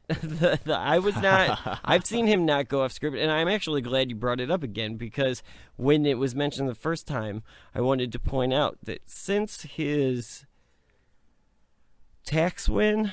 Since the tax, well, I don't know if it's that. Maybe it's a little bit more recent than that. But for the last couple of weeks, the majority of his statements to the media have been very measured and a lot less Donald Trump. He just called all of the Democrats traitors for not standing. That's okay. That happened today. Okay, right. That's fine. Not at the point of this speech, and that. So yeah, that's fine. He is still Donald Trump. I told you. He still says dumb shit. Wait 2 days. That's what fucking happens. But I mean, I had seen a lot. Or no, I guess it was the Davos trip. After the Davos trip is really when he kind of like seemed to have toned it down for a week or so. And every time I saw him, well, it was very conciliatory, very pro business. Let's work together. Right. Those type of things. Because, again, I feel like it is kind of – I've been touting the economy for a while now, and I still will. But I do think it was a bit of a missed opportunity that I understand that doing the tax reform was what is bringing the businesses back, what's bringing manufacturing back. But the problem with that is that it also gave the consumers, the average guy, some more money back. And they're spending that money. But the problem is we're not building anything here. So all that money is going overseas. We're doing a big boon to the rest of the world because that's who makes shit. So I wish there would have been a way that we could have brought back our manufacturing, built everything here, and then given us all the money to buy it. It would have been a little better. But, yeah, you can't win them all. Right. So, I mean, we'll see how it goes. But, yeah. I think that's. I give it an A. Not an A plus, but an A. Solid A. Frank, if you want to grade it. I would what's an average grade? C plus. C. Yeah, I guess. I wasn't blown away by it. I mean, I guess I'll give him props. I'll probably go B minus just because he kept on track and was actually pretty.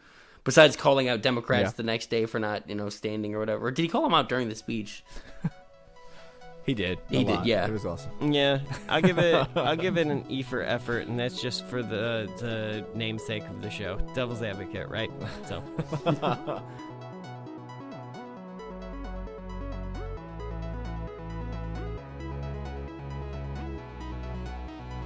These are mandatory sanctions. They passed 97-2 in the Senate. He's ignoring them.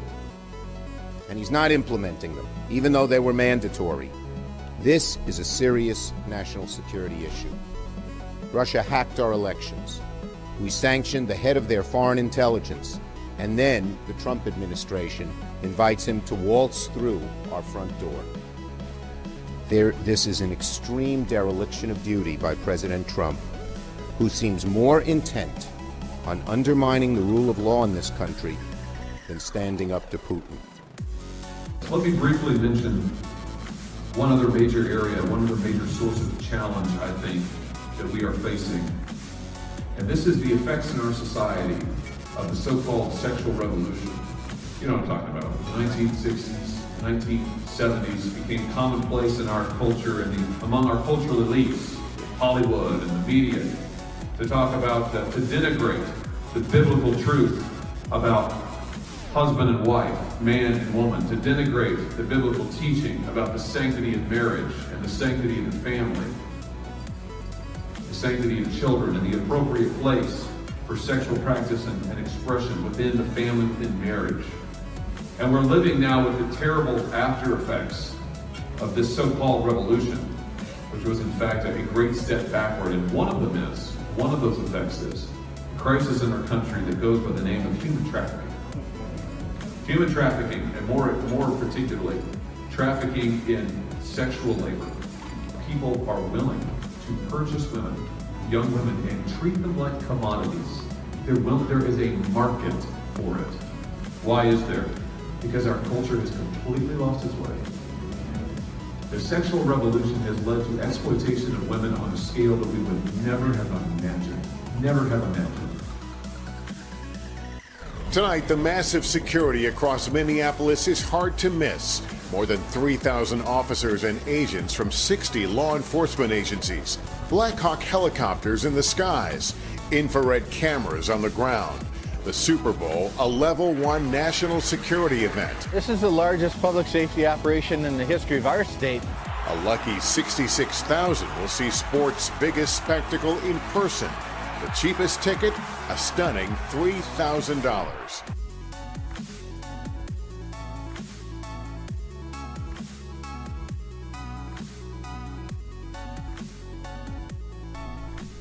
All right, now let's get into the rest of the week. So, in other less covered news, the Russian sanctions that Congress had voted unanimously. Close to unanimous. I think there were like 3 or 4 holdouts out of the 100 or so. Right. But almost. Those sanctions had, I guess, a deadline on them, right? Yeah. Trump had to be imposed. Yes. And I guess Trump now is saying that we're mad at him is pretty much good enough. So, yeah. Right? You have a little article. So the AP News is reporting the Trump administration has notified Congress that it will not impose new sanctions on Russia at this time. The State Department says it's confident that new legislation enacted last year is significantly deterring Russian defense sales. Spokeswoman for them estimates the foreign governments have abandoned several $billion in planned or announced Russian purchases. The decision comes amid ongoing concerns from critics of the president that his administration has become too soft on Russia. Investigations continue into Moscow's efforts to influence the 2016 election to help Donald Trump win. And then they also had a deadline, which was around the same time. It might have been the same day that Trump had to, tell Congress whether he was signing the sanctions or not. Uh-huh. They had a deadline to release a list of 114 Russian politicians and 96 oligarchs who have kind of flourished under Putin. And that's kind of what Congress is demanding. They want the U.S. to punish Moscow for interfering in the election, and they wanted to do it through these powerful, wealthy businessmen who make a lot of money in the United States. Right, which Trump had initially said, yeah, we're going to do that after the vote.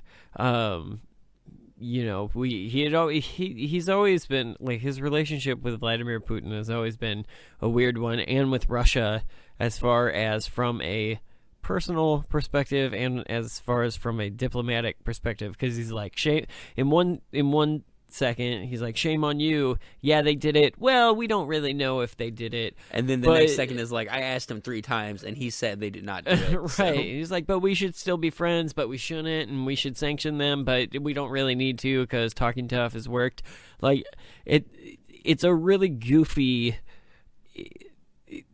it's a roller coaster ride with how we're feeling about Russia today from Trump's own mouth. So, but I don't know. I think, as we've talked about it how many times, whether, I mean, you can take the Mitch's explanation of, well, proxy servers and whatnot, like, okay, that's fine. Or you can take the intelligence community at their word that there was Russian meddling, and that's typically where I fall on it. It's Occam's razor for me. It's easier to believe that a government did this than a bunch of Russians independently all stood up and thought, hey, let's go meddle in a foreign election. Right. Yeah, like I don't, and I just there was some networking happening there. Yeah. So but back to your point though, like U.S. Treasury Secretary Steve Mnuchin kind of said that this will, like, they're claiming that this is a form of sanctions, that this is still going to hurt their business to the tune of billions of dollars, and that it's enough of a deterrent. But obviously Congress did not feel that way, as we saw with 96 people from both sides voting unanimously to support sanctions. So I guess we'll have to wait and see, I guess, what actually ends up happening. It just does. I can see them using this, Democrats using this as a midterm criticism to be like, he's, not only is he trying to undermine the investigation, but he's also soft on them. Like, this is all evidence, quote unquote. I do also think, though, that this is a fair criticism only because he set himself up for it. Had he always maintained, the problem is that he goes back and forth too much. Yeah. So had he always maintained Russia didn't do anything, like, we would still be calling bullshit on that, but that would at least be his perspective. That would be where he stuck, where he drew the line. But he doesn't do that. He goes back and forth and says, I believe my people, and then in another second he's like, well, I don't think could so. Have been anybody, right? So I think that's why it makes it a fair criticism of him, because where do you stand today, and where are you going to stand tomorrow? Because it's one thing to be mad at Russia for something that happened last week and be like, but we're cool now, and then not impose sanctions, but if you're going to turn around in a month because it's politically convenient for you and be shame on Russia, like, well, you had an opportunity to put sanctions on them and you didn't, and your Congress told you to, and also what I'm not hearing in any of the reporting, this included, is their reasoning. They say that, this is essentially like sanctions. Well, if that's the goal, then why not just put sanctions on them? Why aren't you doing this? Like, what is the reason? Is it going to hurt our relationship with them? Right. Is it going to adversely affect our own economy, our own importing, exporting? Right. Like, I hear no excuse other than they don't want to do it. Yeah, I don't know. I don't know the explanation for that either. And has Congress spoken on it yet? Has Congress said anything to his statements about Not it? really. Not so much. Obviously Mnuchin came under fire for Democrats for his failure to impose any sanctions in the report the Treasury released. Because it does seem like a lot of this came at the same time. Like, Trump had a deadline, the Treasury had a deadline, and they were all kind of coming at the same time. But they all kind of were on the same page about. It's more or less seen by we're taking it soft on them, right? Like, this was an opportunity to impose sanctions. Was this what Bernie Sanders also? I believe, if I could be mistaken, someone point me out if I'm wrong, but I believe Bernie voted against the sanctions. But I don't think it was because he didn't believe they'd meddled. I thought it was more like altruistic reasons. Like, he thought it would adversely affect another country that Russia oversees or does a lot of business in. I don't remember his exact reason. I gotcha. But I know it was like him and like three other people who were kind of more like unheard of, under the radar. But he was the one that I was like kind of shocked that he wasn't on board. Yeah. I don't know. That's interesting. We'll see how it plays out. I'm surprised that it's not a bigger story, but at the same time, I'm not surprised based on this week. I mean, we had the State of the Union, we had the Nunes memo or whatever. I just this is a long play gambit. This is going to be something. I think come November we'll start seeing ads, and then especially come 2020, if he does run, this is going to be something Democrats can pull out. He refused to do sanctions, and he tried to fire the special counsel. Right. It just all adds up. I think that's what they're doing. They're hoping that, like, it's the accumulative effect. Yeah, don't overplay your hand. Right. Yeah, and that might be. I mean, that's a strategy. We'll see how it plays out for them. They still, like, the Democrats, if that is their play, and if that's what, if that's kind of, if this is going to snowball into some sort of that, then they better find some leadership still. Like that's the consistent complaint from me, at least, on the Democrats since we started doing the show, is that like, yeah, I see some people that like, okay, but then like I also see like Cory Booker. I always, like, from the beginning, I've said that Cory Booker is awesome, but now I'm starting to see him do like these plays to the far left and plays to just different demographics of his base. And I think that what is better is a leader that can bring all of them together. Like, that's what Obama did really well. He brought the far left people and the middle Democrats together. Right, yeah. the establishment Democrats together and behind one cause. And I just don't see that in the Democratic Party. Not someone to unify behind. Yeah, and you've actually seen the opposite with the with them caving on the shutdown. You saw a lot of anger, the hashtag Schumer sellout. Yeah. And a lot of people calling for a change of the leadership. And then I believe there has been like a lot of turnover at the DNC, I believe. Haven't they lost a couple of their top people have retired or been scandals? Yeah. So maybe we will get fresh blood, but it's something they do desperately need now going into November. It's going to be interesting to see because it looks like we may get fresh blood on both sides with all of the Republicans stepping down that are. And, you can't assume that Democrats are going to take all of those seats, but there will be fresh faces in those seats. And it'll be interesting to see kind of where the political climate is in 2018. Yeah, it'll be interesting to see if any of these states flip. Like, I know there are a lot of close ones, us included, Missouri being one of them, that we're kind of on the cusp of going blue or red, depending on one election outcome. Right, yeah. So, I don't know.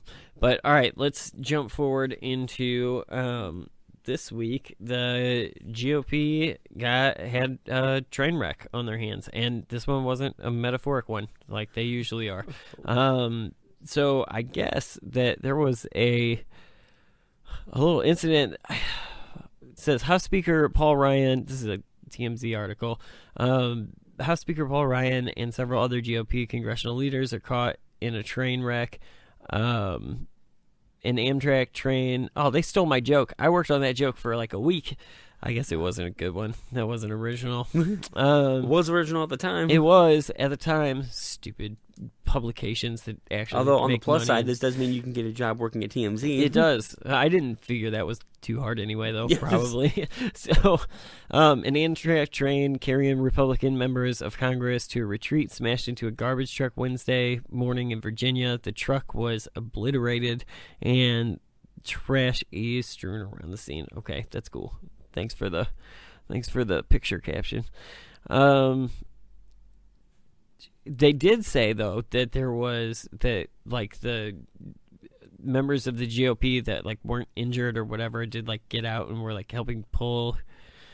I don't know, people like clear. I don't know if it was like clear the scene. They said. So, did anybody survive this? That was no, I believe they hit a garbage truck and there was one person inside who I believe died, the driver, and who was the only person injured. I think there were like minor people thrown around. Yeah, the only serious injury. He did, I believe, die on impact. The only thing that I thought was weird about the whole thing, like, and I mean, I guess I don't. Maybe I'm just thinking too far into it, but I did think it was weird that, like, after the scene was all cleared and whatever, like they went on to their retreat and like had their thing that night, and I was just like I'm not. To me, I think that the Democrats probably would. Like, I don't think that's a statement on a party or like I'm not trying to draw a line there. I just think it's weird that like something like that happened. That whether anybody died or not, which there was, but whether anybody died or not, it like almost seems like you could take the night off and like just push it back. Only, like, I don't know. Out of respect, so you're not criticized, but also just be like. You guys just almost died. Like, right. Maybe, Yeah, take the night off. Yeah. Like, it's cool. Now, I don't know exactly where they were when this happened. Like, if they were so far away from Washington and home that it was more practical to get them to finish their trip. Yeah. And I'm certainly not going to criticize them for it. I don't think it was a malicious intent. And that's not what I like that's not my intent either, was to criticize. It struck me as weird that like, but the thing went on. Like, that's no, weird. I see, like, I do understand that, but I did see that when I first came across the story, it was on like Twitter, so it was very condensed, and it almost made it seem like people in the GOP were driving hit somebody and then just kept on going. Yeah. So when I read the story, I was like, maybe don't criticize him that much. That's pure evil. Right. Yeah. No, I don't know. I just thought it was an interesting story, and it's something weird when you see the headline as you're just scrolling through daily news stories or whatever, like GOP in a train wreck. Like, wait, what again? Yeah, it's been not a good year. I mean, last year we had the GOP shooting at the softball, the baseball game. Right? Did we ever I mean, I know that guy. Did that guy die? I don't remember. I thought he got arrested. Yeah, I believe he got arrested. If I'm not mistaken. There's been a lot of shootings. I could be wrong. Yeah, I don't know. They do all tend to run together after a while. Yeah, well, and we never really get a follow up to them. No, until either. someone writes a book about it or it becomes a TV show. Yeah, no one really I know there's stuff going on with the Vegas shooter. I think a couple more people are being charged or persons of interest. Maybe is what they're calling them. But yeah, I don't know. Well, I guess that's really all I had on that. I just thought that was the story. It was definitely anybody that we know of that we've talked about, or was it That's the part of the story I didn't really like. Who was it? Was it like I think it was the majority of like so congressmen. They were on the way to a massive retreat or conference. I can't remember, but I thought there were names that I recognize. None in this. They're in this. TMZ is not known for their great reporting. Yeah, no, not usually. So they don't have any. They, in fact, at the bottom of the story, it says "story developing." This is like a 6-day-old article now, so like I don't know where the follow-up was, but I don't have it. So, but yeah, I just when I saw that headline, it was like, all right, well, that's definitely worth mentioning. So. Yeah, we can move on now into. We're not gonna do. We always joke and say like, oh, now our local story of the week, and like, I don't think that we need to necessarily get into a local story every week, but I do. We don't think, go out of our way to do it, definitely. No, but I do think that this, the way that this Missouri Senate race is kind of unfolding is interesting. So we'll probably comment on it as new things come out, but. We like to remind you always that like we're not that far away from Alabama. So like we like to try to jump into the headlines as much as we can. We're not perfect either, so criticize me. I do every day. Right. But you have an article, right? We've been talking for the last couple of weeks about how McCaskill has been kind of playing the right hands, laying down the right cards. She's bringing here and there. A ton of money as she always does. So she is the front runner, obviously. Right. And she does have. Now we talked to last week, maybe the week before, about a very outsider candidate named Cortland Sykes, who we aren't even sure if is a serious candidate. He may be a troll, right? Yeah, or he might even not be a real person. I don't know. He could be like an actor. I imagine that he could very well be like the D's Nuts 2016 bid or whatever, because. Like, and if he's not, then F that guy, because like the things that he said, it's his hard. Chuck Norris-esque videos, right? That he makes, yeah. It's hard for me to believe that a guy that looks like he should be the star of X-Files is like running around saying like she devils and banshees, but maybe so. Like, I don't know, maybe so. But anyway, so we've talked though when we've mentioned Josh Hawley. He's the current Attorney General of the state. He hasn't really Republican frontrunner, right? And he hasn't really raised a bunch of money. The only reason he's really considered the frontrunner is because Donald Trump endorsed him. Steve Bannon also endorsed him. But Steve Bannon endorses everybody. I don't want to lump those two moves together anyway. Yeah. But he hasn't raised a ton of money. He hasn't been in the news. Yeah. Although we are a state that like I said before is on the cusp of turning. It wouldn't be. McCaskill is a Democratic leader in a Republican state. Right. It wouldn't be unreasonable to expect that her seat is kind of weak or targetable. Yeah. So Hawley did, but he did make. I did also. I want to point out before we get into the story, like I'm pretty sure we could pull the soundbite from last week where he said Republicans tend to lend themselves to Todd Aiken moments, and that's, I mean, at least in Missouri, that's my experience. And so I think we've got one. So it was actually the headline of one of the articles covering this. Was Missouri keeps having its Todd Aiken moment. Yes. So that publication owes me royalties. So Hawley got in trouble when I guess audio obtained by the Kansas City Star surfaced, I guess, about a week back. Him speaking at a, I guess it was some kind of gospel or prayer meeting. And he said, quote, "We have a human trafficking crisis in our state and in this city and in our country because people are willing to purchase women, young women, and treat them like commodities. There is a market for it. Why is there? Because the culture has completely lost its way. The sexual revolution has led to the exploitation of women on a scale that we could have never imagined. We must deliver a message to our culture that the false gospel of, quote, anything goes ends this road of slavery." And he just kind of goes on like that. But the part that caught people's attention was him essentially saying the sexual revolution led to the exploitation of women, which is a very, I don't know, it seems like a very Republican stance, or at least a very old Republican stance. Right.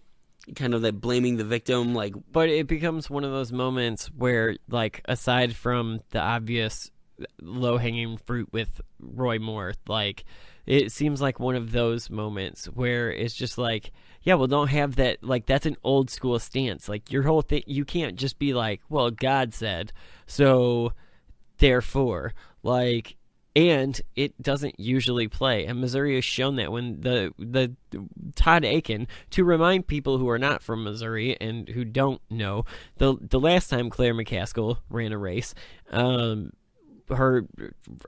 front runner, or her opponent, was Todd Aiken for the Republican Party. And what did he say? That he said that women's bodies could shut down a pregnancy if it was not a legitimate rape. Is what he the said. term he used, and that went viral. But he was essentially saying that women's bodies would know that a woman had been raped and choose not to reproduce. Therefore, we don't need abortion in the case of women who've been raped. Yeah. Yeah, not a good thing. Not a good thing to say. It's stupid logic any way you look at it. Yeah, it's stupid logic, and it's a horrible, horrible thing for any political campaign or candidate to and ever pretty utter. much, and it was a replication of that Sarah Palin moment of just kind of shooting yourself in the foot, and you picked a running, because was he not a running mate of when he said that? Was he not running or being touted as a possible VP pick for somebody? I don't know. I don't think he was, but I think that I know that he was. That was during the election when Mitt Romney and Barack Obama were going. So, I know that there were. I think he might have been trying to draw himself close to Mitt Romney. Oh, okay, like that. That's possible. I don't think, because he was just running for a seat, so I don't think he was. I don't think Todd Aiken would ever be considered for. I just can't see it. Like, looking at that guy without ever having heard that statement, I'd be like, yeah, I probably wouldn't pick you. I don't think he's enough. You're not going to appeal to anybody being from Missouri, bud. Yeah. So, there's a reason we've only had one president from our state. Right. But, yeah, now, do I think that what Holly said is as bad as what Aiken said? No, not at all. No, and he actually did double down when asked about it. He went on to kind of say, I do feel this way, and, I think he claimed he was backed up by evidence. I think there is a correlation between. Well, no, I wouldn't even say that, because I think as a society we have less rape than we've probably ever had. Not that it's not still a problem, but right. Historically it's been a part of nature. It's still I don't know it would. That sounded bad. I'm not endorsing it. No, I don't. Just want to clarify. I think too that the statistics kind of they vary, because if you're looking at it, I think you would. A lot of people think about it in terms of America, and they don't think about the world. So, I would wonder what the rape statistics are worldwide versus in the country. Yeah, but I think also you'd have a problem with, in cultures that are more suppressive to women, the idea of reporting it would be, you wouldn't have accurate numbers to begin with, because the culture would be so against speaking out, because nothing would happen anyway. Right. Yeah, no, that's true. So McCaskill did actually respond to him. Unlike Cortland, she did respond to Cortland Sykes after 2 weeks of being hounded with questions. Yeah, but she did come out, and her response was kind of to a personal jab. She said, "I didn't go to one of those fancy private schools, but the history I learned in public schools and at Mizzou taught me that the evidence of trafficking of women for sex goes back to before 2000 BC. It didn't begins with women's rights and the birth control pill." Right. That was actually a tweet that she issued, but that's a very fair point. Yeah. History does not back up your claim. Yeah. Yeah, I think it was a dumb thing to say. I don't know if that's where he totally falls off the map, but as far as like I'm concerned, I don't know that he's on the map yet. Like people know his name, but even you and I listen to local conservative radio, and like even when they talk about Josh Hawley, they don't really say anything about him because like we don't know. I mean, it doesn't. For him to be the attorney general, it seems like we should know something about him, but like. I don't know. He's almost like to me. He's kind of like, and I'm not saying based on record or anything because I don't know either of them. But Roy Blunt is that kind of person that's just like a career politician. We don't know what he's ever done because I'm assuming he's always played it safe. But he has existed in that seat since I've been alive, and I'm just like, okay, dude. Well, what do you do? Why are we paying you? Like, so. But that's how it feels. When people talk about Roy Blunt in local media, they're like, well, Senator Roy Blunt is here. Okay. That's kind of how I feel about Josh Hawley. Josh Hawley is running for Senate. Okay. What about, like, does he have a stance on anything? Well, I mean, apparently he does enough that, and this article references the fact that he had been recruited into the race by Pence and other prominent Republicans. So apparently they saw enough in him to get him to run against McCaskill, thinking that she was kind of weak, and they could target her seat. We'll see if that, like, if this ends up being something that destroys his chances. I don't know. I don't think it'll destroy his chances, but I don't think he has. It is interesting that the two people trying to run in Missouri both make statements about women that are so controversial. Like, right. Running against a woman incumbent. Yeah. And like, who's unbelievably smart, and like that's why I don't think like I don't think they're on the map when it comes to Claire McCaskill because she's good. She's Leslie Knope, right? Only she's not as funny. I don't know how she feels about waffles, but that's how I feel about her. She's like that string puller, but you don't know. She's the puppet master, right? And like you don't know necessarily what. She's the one playing 4D chess. Maybe so. Yeah. Maybe this was all her game. She just come off a little like Claire from House of Cards, does she not? A little bit. Yeah. But most politicians do. Like, yeah, true. I mean, look at Mitch McConnell and be like, yeah, I wonder what your conversations not on camera are like. Or Paul Ryan, or any of them. Paul Ryan, I just imagine that when he's not like doing his job, he's just constantly working out because all he ever does on Twitter is post. See, I don't think that. I think when he's not doing his job, he's just combing his hair. He's kissing his biceps, telling him good night. Something like that. He should grow a beard again. Isn't that what he did the last time the government shut down? He's just like Movember's, like right. no shave November. I'm going mountain man. Apparently the taxpayers pay for his razors, so he just like has to stop shaving during the shutdown. Something like that. Obama like barricaded it off with I wish Obama at some point would have just like after he won his second term just like grew out his hair and done like an afro, like just do something weird with it, grow mutton chops or like do the Jay-Z just show up in a tuxedo every day. Yeah, why not? Like, all right, I don't know why your hair's getting longer and I don't know if I like it, but go on. Or do the like if he would have started cultivating a Sammy Jackson from Pulp Fiction look, I would have had so much respect. Right. We'll see. Maybe there's still time though. Barack Obama's not going forever. That's I mean, true. He's not going to be president. He's I would assume dressing a lot more casual these days. You see him like he's in like a t-shirt. He's in dad mode. He's on vacay. This isn't his problem anymore. He's also like regained 5 years. Like he aged a lot, and then the moment he got out of office, he regained 5 years back and looks a little younger now. Yeah. So, and he's not smoking, so he'll live longer. Sorry, Republicans, but. Anyway, so let's get into the last story of the week. The NFL Super Bowl is this weekend. So obviously that brings us to last weekend's Royal Rumble.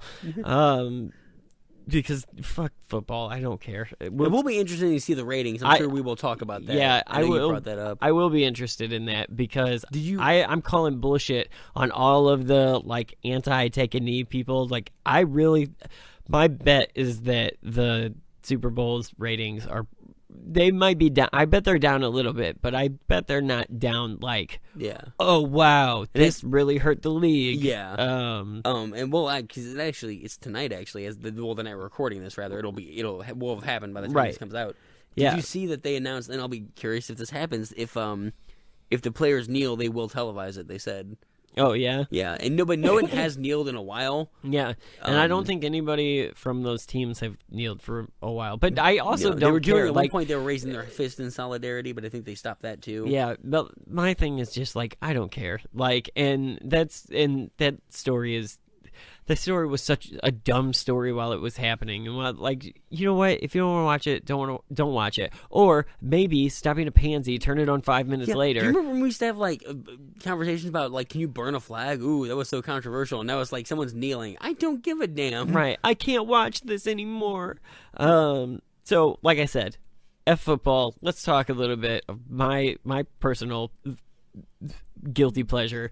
Last week WWE had Royal Rumble, right? And in tying this in with Josh Hawley and sexism, they had their first ever women's Royal Rumble, and which was so weird because I remember now everybody that is like, oh my God, we're about to talk about wrestling. Yeah, for a few minutes we are. And so you might miss the alternative facts of the week this week. I'm okay with that. But I'm going to talk wrestling for a minute. So, they had, I thought the format was going to be weird, right? Because they like announced that they were doing 2 30-person Royal Rumbles. Which typically take a while. Yeah, they're usually I have not watched wrestling since I was a child. I mean, not like I used to watch it like every day. Right. I do subscribe to the WWE network, and I have watched. But I don't care because the thing is, like, the whole reason. I love that you're like Washington Post. You're not getting my money. WWE, take it. Yeah, that's right. But the thing is that, like, I watched it when I was a kid, right? When we in the '90s, it was huge. Oh like, yeah, you couldn't get away from Hogan, and like it just if you grew up as a '90s kid, you know those were about like wrestling. our superheroes, basically. Yeah, it's a soap opera for children, right? So once WWE Network becomes the thing, like now I've got all the access to all the old WCW from the 80s through today, every week, like every episode of Nitro, every episode of Raw, whatever. So like I've been watching some of those old things, and so every once in a while, like we went to the Money in the Bank thing last June, and it was fun. Like, even though I don't keep up with it, like I had a blast seeing it live. And I really don't like my issue with WWE for like a while, and the reason I don't really watch it regularly anymore is because I'm not totally into the whole PG thing, especially when I'm able to watch the old 90s stuff. And what they could get away with. Right, because it was raunchy and it was ridiculous, and they were like grown men talking, like whooping each other's asses with bottles of milk and like, what? It's hard to offend me, but like rewatching it sometimes when I use your account, I'm shocked at the amount of times I'm like, this was on TV? Right. Wow. I'm surprised that I'm not surprised at why my parents, when I was a child, was like, yeah, you're not allowed to watch that. I did. Like, sorry, Mom and Dad. Yeah. I did, but I was not allowed to. I want to go back and ask my parents, like, why was I allowed to watch this? It was so not age appropriate. Do you remember how before you realized what wrestling was like, you let me watch it? Yeah. You should have watched it first. Like, it was raunchy. And then we'd go outside and play wrestling, which was just like hitting each other with chairs. So I'm again surprised. Why did no one stop us? Yeah, I don't know. Like, my brothers and I did some ridiculous. And I'm the oldest of 6. My younger brother is Austin, the youngest in my family, is 10 years younger than me, and then Cameron is 7 years younger than me. And when they were like 7 and I was 14 or whatever, you remember those little novelty trash cans, like those little tin trash cans you get for like with a sports logo on them or whatever. Dude, we broke like 14 of those over each other. You get those little stupid souvenir baseball bats, and like really, and I joked a few episodes ago about jumping off of tall stuff. Like, I don't know how many times her brothers flew off the top bunk onto my back, or we like jump off the porch or trampolines, or like just dumb. Don't stuff do this. We shouldn't have been able to survive at all. Not at all. But but every once in a while, like last year I watched the Royal Rumble because I knew that Bill Goldberg was coming back. And usually if I'm going to watch wrestling today, it's going to be because somebody from my childhood is scheduled to make an appearance. So this year I watched it because I heard, well, first of all, I do like the setup of the Royal Rumble because it's a perfect match. It's always been my favorite. Like as a child, lends itself. It lends itself to surprises. You've got 30 people coming in. You had a 10-second countdown. It could be anybody, and it brings it's a great opportunity to bring somebody from the past back, which they did successfully this year. I was so excited that Rey Mysterio Jr. came back. Like that dude is amazing. He's so fun to watch, and he's like 50 and ripped. Like, it's ridiculous. And I was surprised. Like again, I haven't watched it besides the one we went to last year. I have not watched it in forever. So, and I watched it like along with you guys, and it was interesting how they even. I even remarked like one of the. I don't remember names, but one of the women in the women's Royal Rumble was wearing hashtag Time's Up. On her clothes. Like in you should remember Lita's name. Lita. Okay, it was Lita. I wasn't sure. There was like 30 people. I knew like 5 of them, but yeah, like it seemed like it was also coincidental timing. One. The first female, like I don't know how long they've had this plan, but it coincided with the Me Too and the Time's Up movement. Yeah, no, it was fun to watch, and like it was actually more entertaining than the men's to me. Like it was for me too. And what's cool is that wrestling, because back when it was ridiculously raunchy and whatever, like it was no secret that Vince McMahon wasn't super respectful of women, at least in the way that he portrayed them on TV. That was your point earlier, that like he used his daughter as a whore on the show for like several years. And joke's on him now. She's about to get the company. He's about to die. But actually, that's not true. Vince McMahon will never die. No, I think he's an immortal. Pretty sure he's a Highlander. But no, I thought that was cool. And what's neat about it is that they had 30 women to wrestle. That now some of them were goofy. Vicky Guerrero's reappearance. If you don't know these references, you should stop what you're doing after this episode and you should go look up these people, because whether or not you want to call me names for liking wrestling, it's hilarious, and I stand by that decision or that statement. So, but the greatest moment. So we've known for a long time that Ronda Rousey hasn't been fighting in UFC since her 2 losses or whatever. Back-to-back losses. It was kind of a big deal, and we covered that at the. I think you guys did when it happened. Well, it was because of how she handled it that it became a story. Because I think Ronda really thought she was unstoppable, and then like, oh wow, no, you're not. You are human. So she took it real bad, and then she kind of just like faded away for a while. Well, keeping up with a lot of these like little wrestling forums and podcasts and little publications, whatever, online publications, had heard rumors, and over the months and months it became more obvious that Ronda Rousey was going to sign a contract with WWE in 2018. We didn't know exactly when. We figured that she would make an appearance at one of the pay-per-views, so Royal Rumble lends itself perfectly to have her come out. So you're watching the whole thing, and it was really cool that they literally brought everybody back that's living except for Sable. Like Sable wasn't there, but like Lita was there, Michelle McCool, all the people from all of the eras where they were really just girls to look at. Eye candy, before like I think it seems like modern day it's more like they're getting into the technical wrestling of it. I think that and that's what's back in the day. It was like China was the only one who was like she broke like standards by being in the men's Royal Rumble. And back in the day, like I think you watched it for the soap opera, like you watched it to watch Shawn Michaels and Bret Hart and Stone Cold and The Rock and all of that stuff happening more so than the matches themselves. Now I think it's the opposite, especially for adults that watched it as like back in the 90s and the late 80s and whatever, early 2000s, because I think back then like it was a lot. I think that the raunchy and the over the top of the ridiculous stuff is what was funny about wrestling. Oh yeah. Now if I'm watching wrestling, what I'm entertained by is the performers, because they are insanely talented now. They get hurt a lot more because they don't do steroids, but they fly all over the ring and they make stuff look pretty neat. I don't like watching there's a choreography to it, just in the same way that it's like I'm not a fan of sports, but I've had fun every time I've been to a baseball game. I have fun because I can appreciate the technical like proficiency that goes into something like that. Right. So now, if you're watching wrestling in 2018 for the soap opera, like I don't know what's wrong with you because it's awful. Like they don't. No, the moment they pick up a microphone, what was great in the 90s is that those guys were just like given free reign. So they go out with a microphone. They were given free Coke too, so it led to some really interesting. Yeah, it did lend itself to some awesome storylines. Yeah, I don't know how many times Goldust walked out in lingerie before they were like, "All right, Dusty, he's back." But yeah, no, it was. Was he named after Angel Dust? Could that explain it? Oh, I hope not.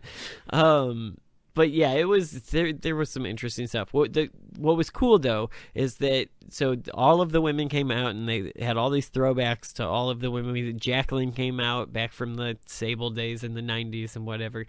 And so 29 had already come out, and there's only one more person come out. Everybody's expecting Ronda Rousey. I was expecting Rousey. The crowd is chanting Ronda Rousey, and Trish Stratus's music hits, and that is the most perfect way to end the night. Now that's not how the night ended, but it was like almost the psych out fans. That was the coolest surprise, the coolest way that they could do that. And I told Stacy, Stacy was watching it with me, and actually my sister and brother-in-law were over too, and Trish So Trish comes out, and Stacy has been watching Friends on Netflix a lot, and so I was like, "Hey, you remember that episode where they made the list of 5 celebrities that they're allowed to sleep with and whatever? Like, well, you could take Jennifer Aniston off of mine because like Trish is definitely on there." Like that was an awesome throwback, and that was a cool thing that they did with, and I guess I wasn't watching wrestling at the time that Trish and Mickie James had a feud, but apparently they did, and so that was a neat moment. You could tell by the audience reaction that thank God there's commentators to tell me that this is part of an ongoing rivalry. Right, thank God when Stephanie McMahon walked out to sit at the commentary booth that she didn't talk too much, because I think she forgot that she had a microphone. I'm glad that she probably remembered that she had a microphone. She was like, you know what, the WWE fans don't typically like me. Now anybody who's like a nerd is going to notice that I call those fans and not universe, because F that term. I will not embrace that. This is not comic books. Those are different universes. And those that's where you go, man in spandex? Okay. Like, yeah, maybe. Calling it a universe? Fuck you. Right. Maybe so. So anyway, that wraps up my Super Bowl Sunday talk. So she will be back in the WrestleMania, correct? I guess I didn't finish the show. Spoiler alert. After the end of the match, Ronda Rousey appears awkwardly. I was so mad at all the publications that were like, she stole the show. Though, granted, by the reaction of the fans, like, they dug it. But I just was like, you don't look like you haven't done this before. You look awkward. You look like you're pretending, and you should sell it. Come on. Yeah, and I also think, like, if you're going to introduce someone, you got to keep it short. Like, when Mike Tyson was introduced, like, it was short appearances until he became comfortable. Right. Because there's a difference between what you were doing before and at least the show of wrestling. The good thing for Vince McMahon and WWE/F and their guest appearances is that they just they're 1,000 times better than what WCW and Ted Turner offered in comparison back in the WCW days. Like, you had Mike Tyson, you've got Ronda Rousey, you had, I'm trying to think of who else they've had on the, Shaquille O'Neal was kind of a goofy one, but I still don't think as goofy as Dennis Ted Rodman, Turner. I believe Dennis Rodman was there, which that one's okay. I'm fine with that. Karl Malone, not so much. Jay Leno, not so much. David Arquette, not so much. If Trump announced that he was going to appear on Nitro or SmackDown or Raw, would you be like? I'm sure you would tune in. Would you be excited about that? No, I wouldn't. Like, not as somebody who cares about the presidency. I would not want a sitting president to go on a show. Now, but in the same way that I have an issue, we've talked about Parks and Rec on the show before, and I wish that Joe Biden wasn't on the show. Go be doing your job, please. When Obama did Between Two Ferns with Zach Galifianakis, sometimes you're trying to be too hip. It's right. like a dad getting into rap music, just to show off. Yeah, I don't no, I would not want Donald Trump to do that. I didn't realize until I was watching, though, because Linda McMahon, Vince McMahon's wife, works as part of the Trump administration. She's the small business administrator, right? Right. And she had been trying for a while to, like, she had been making Senate runs, and she'd been trying to launch a political career. So, like, I know that all now. So since I've been watching old wrestling from the 90s, I didn't realize how many shots they take at Bill Clinton. Like, so many Really? shots. Like, they literally have the women who accused Bill Clinton on Raw doing interviews, making like crazy, like it's a you think that this whole Russian Mueller, like, that's a circus? This was a circus. Now, granted, this is a soap opera. It was supposed to be, but the fact that somebody who's pulling from real life, people from real life who are on the show talking about their experience with Bill Clinton, or they would be talking about their experience with another wrestler, but using details from the Clinton accusation. It's like just really weird shit. So like Vince McMahon has always been taking little political drops. Like he's been poking that for a little while, but so Ronda Rousey came out. She was awkward. She didn't really sell it, and that whole portion lasted too long for me. Like, you can point at the WrestleMania sign all you want. We know that's where we're going to see you next. But anyway, so I figured, as far as we needed to talk about sport on Super Bowl Sunday, so we might as well pick a fake one that is way cooler than the football. than the football. So anyway, I think that's a good place to wrap it, right? Yeah. So with that, definitely check us out on Twitter and Facebook. I almost forgot where I was going. I looked up and been like, continue, Brandon. I know. Please continue. You're like, no. We're just going to make this. I thought you were just passing it off to me. I was like, oh, I'm not prepared. All right, take it, Frank. No, check us out on Twitter and Facebook at TDAP 2017. You can follow us, like, subscribe, share our stuff. New episodes are available weekly on iTunes and Google Play and wherever podcasts are found. And with that, here it is, your alternative fact of the week. Thanks. You and me been formally introduced yet? My name's Stone Cold Steve Austin, and you're standing in my ring. If you're standing in my ring, what I say goes. Do you understand that? You don't have to answer that, because I hope you understand that. That's a good-looking tie you got there. You doing okay? You look a little stiff. Glad to have you here. You know, lately, Donald, I've been seeing you on a little TV show, and the only thing you got to say is telling people you're fired. Let me tell you something. You're not going to tell Stone Cold Steve Austin he's fired, because he don't work for you. He's never going to work for you. Do you understand what I'm saying? I think it's only fair that you give a man fair warning. So I'm going to break it down to you like this. Donald, in this ring, don't get under my skin. Don't rub me the wrong way. Don't ruffle my feathers. Basically, long story short, I'm telling you not to piss me off. Because if you do piss me off, I'll whip your ass. Now look at me when I'm talking to you. Because I've done my research on you. I don't give a rat's ass if you're worth $1 billion, $2 billion, $3 billion, $4 billion, $5 billion, $6 billion, $7 billion, $8 billion. You piss me off, I'll open up an $8 billion can of whoop ass and serve it to you, and that's all I got to say about that. Hey! Austin stunned the Donald! What? Stone Cold just stunned him! Good God Almighty! What a WrestleMania! Stone Cold just stunned Donald Trump! What a lawsuit that's gonna be! You can't stun Donald Trump! I bet Trump's ex-wives are doing cartwheels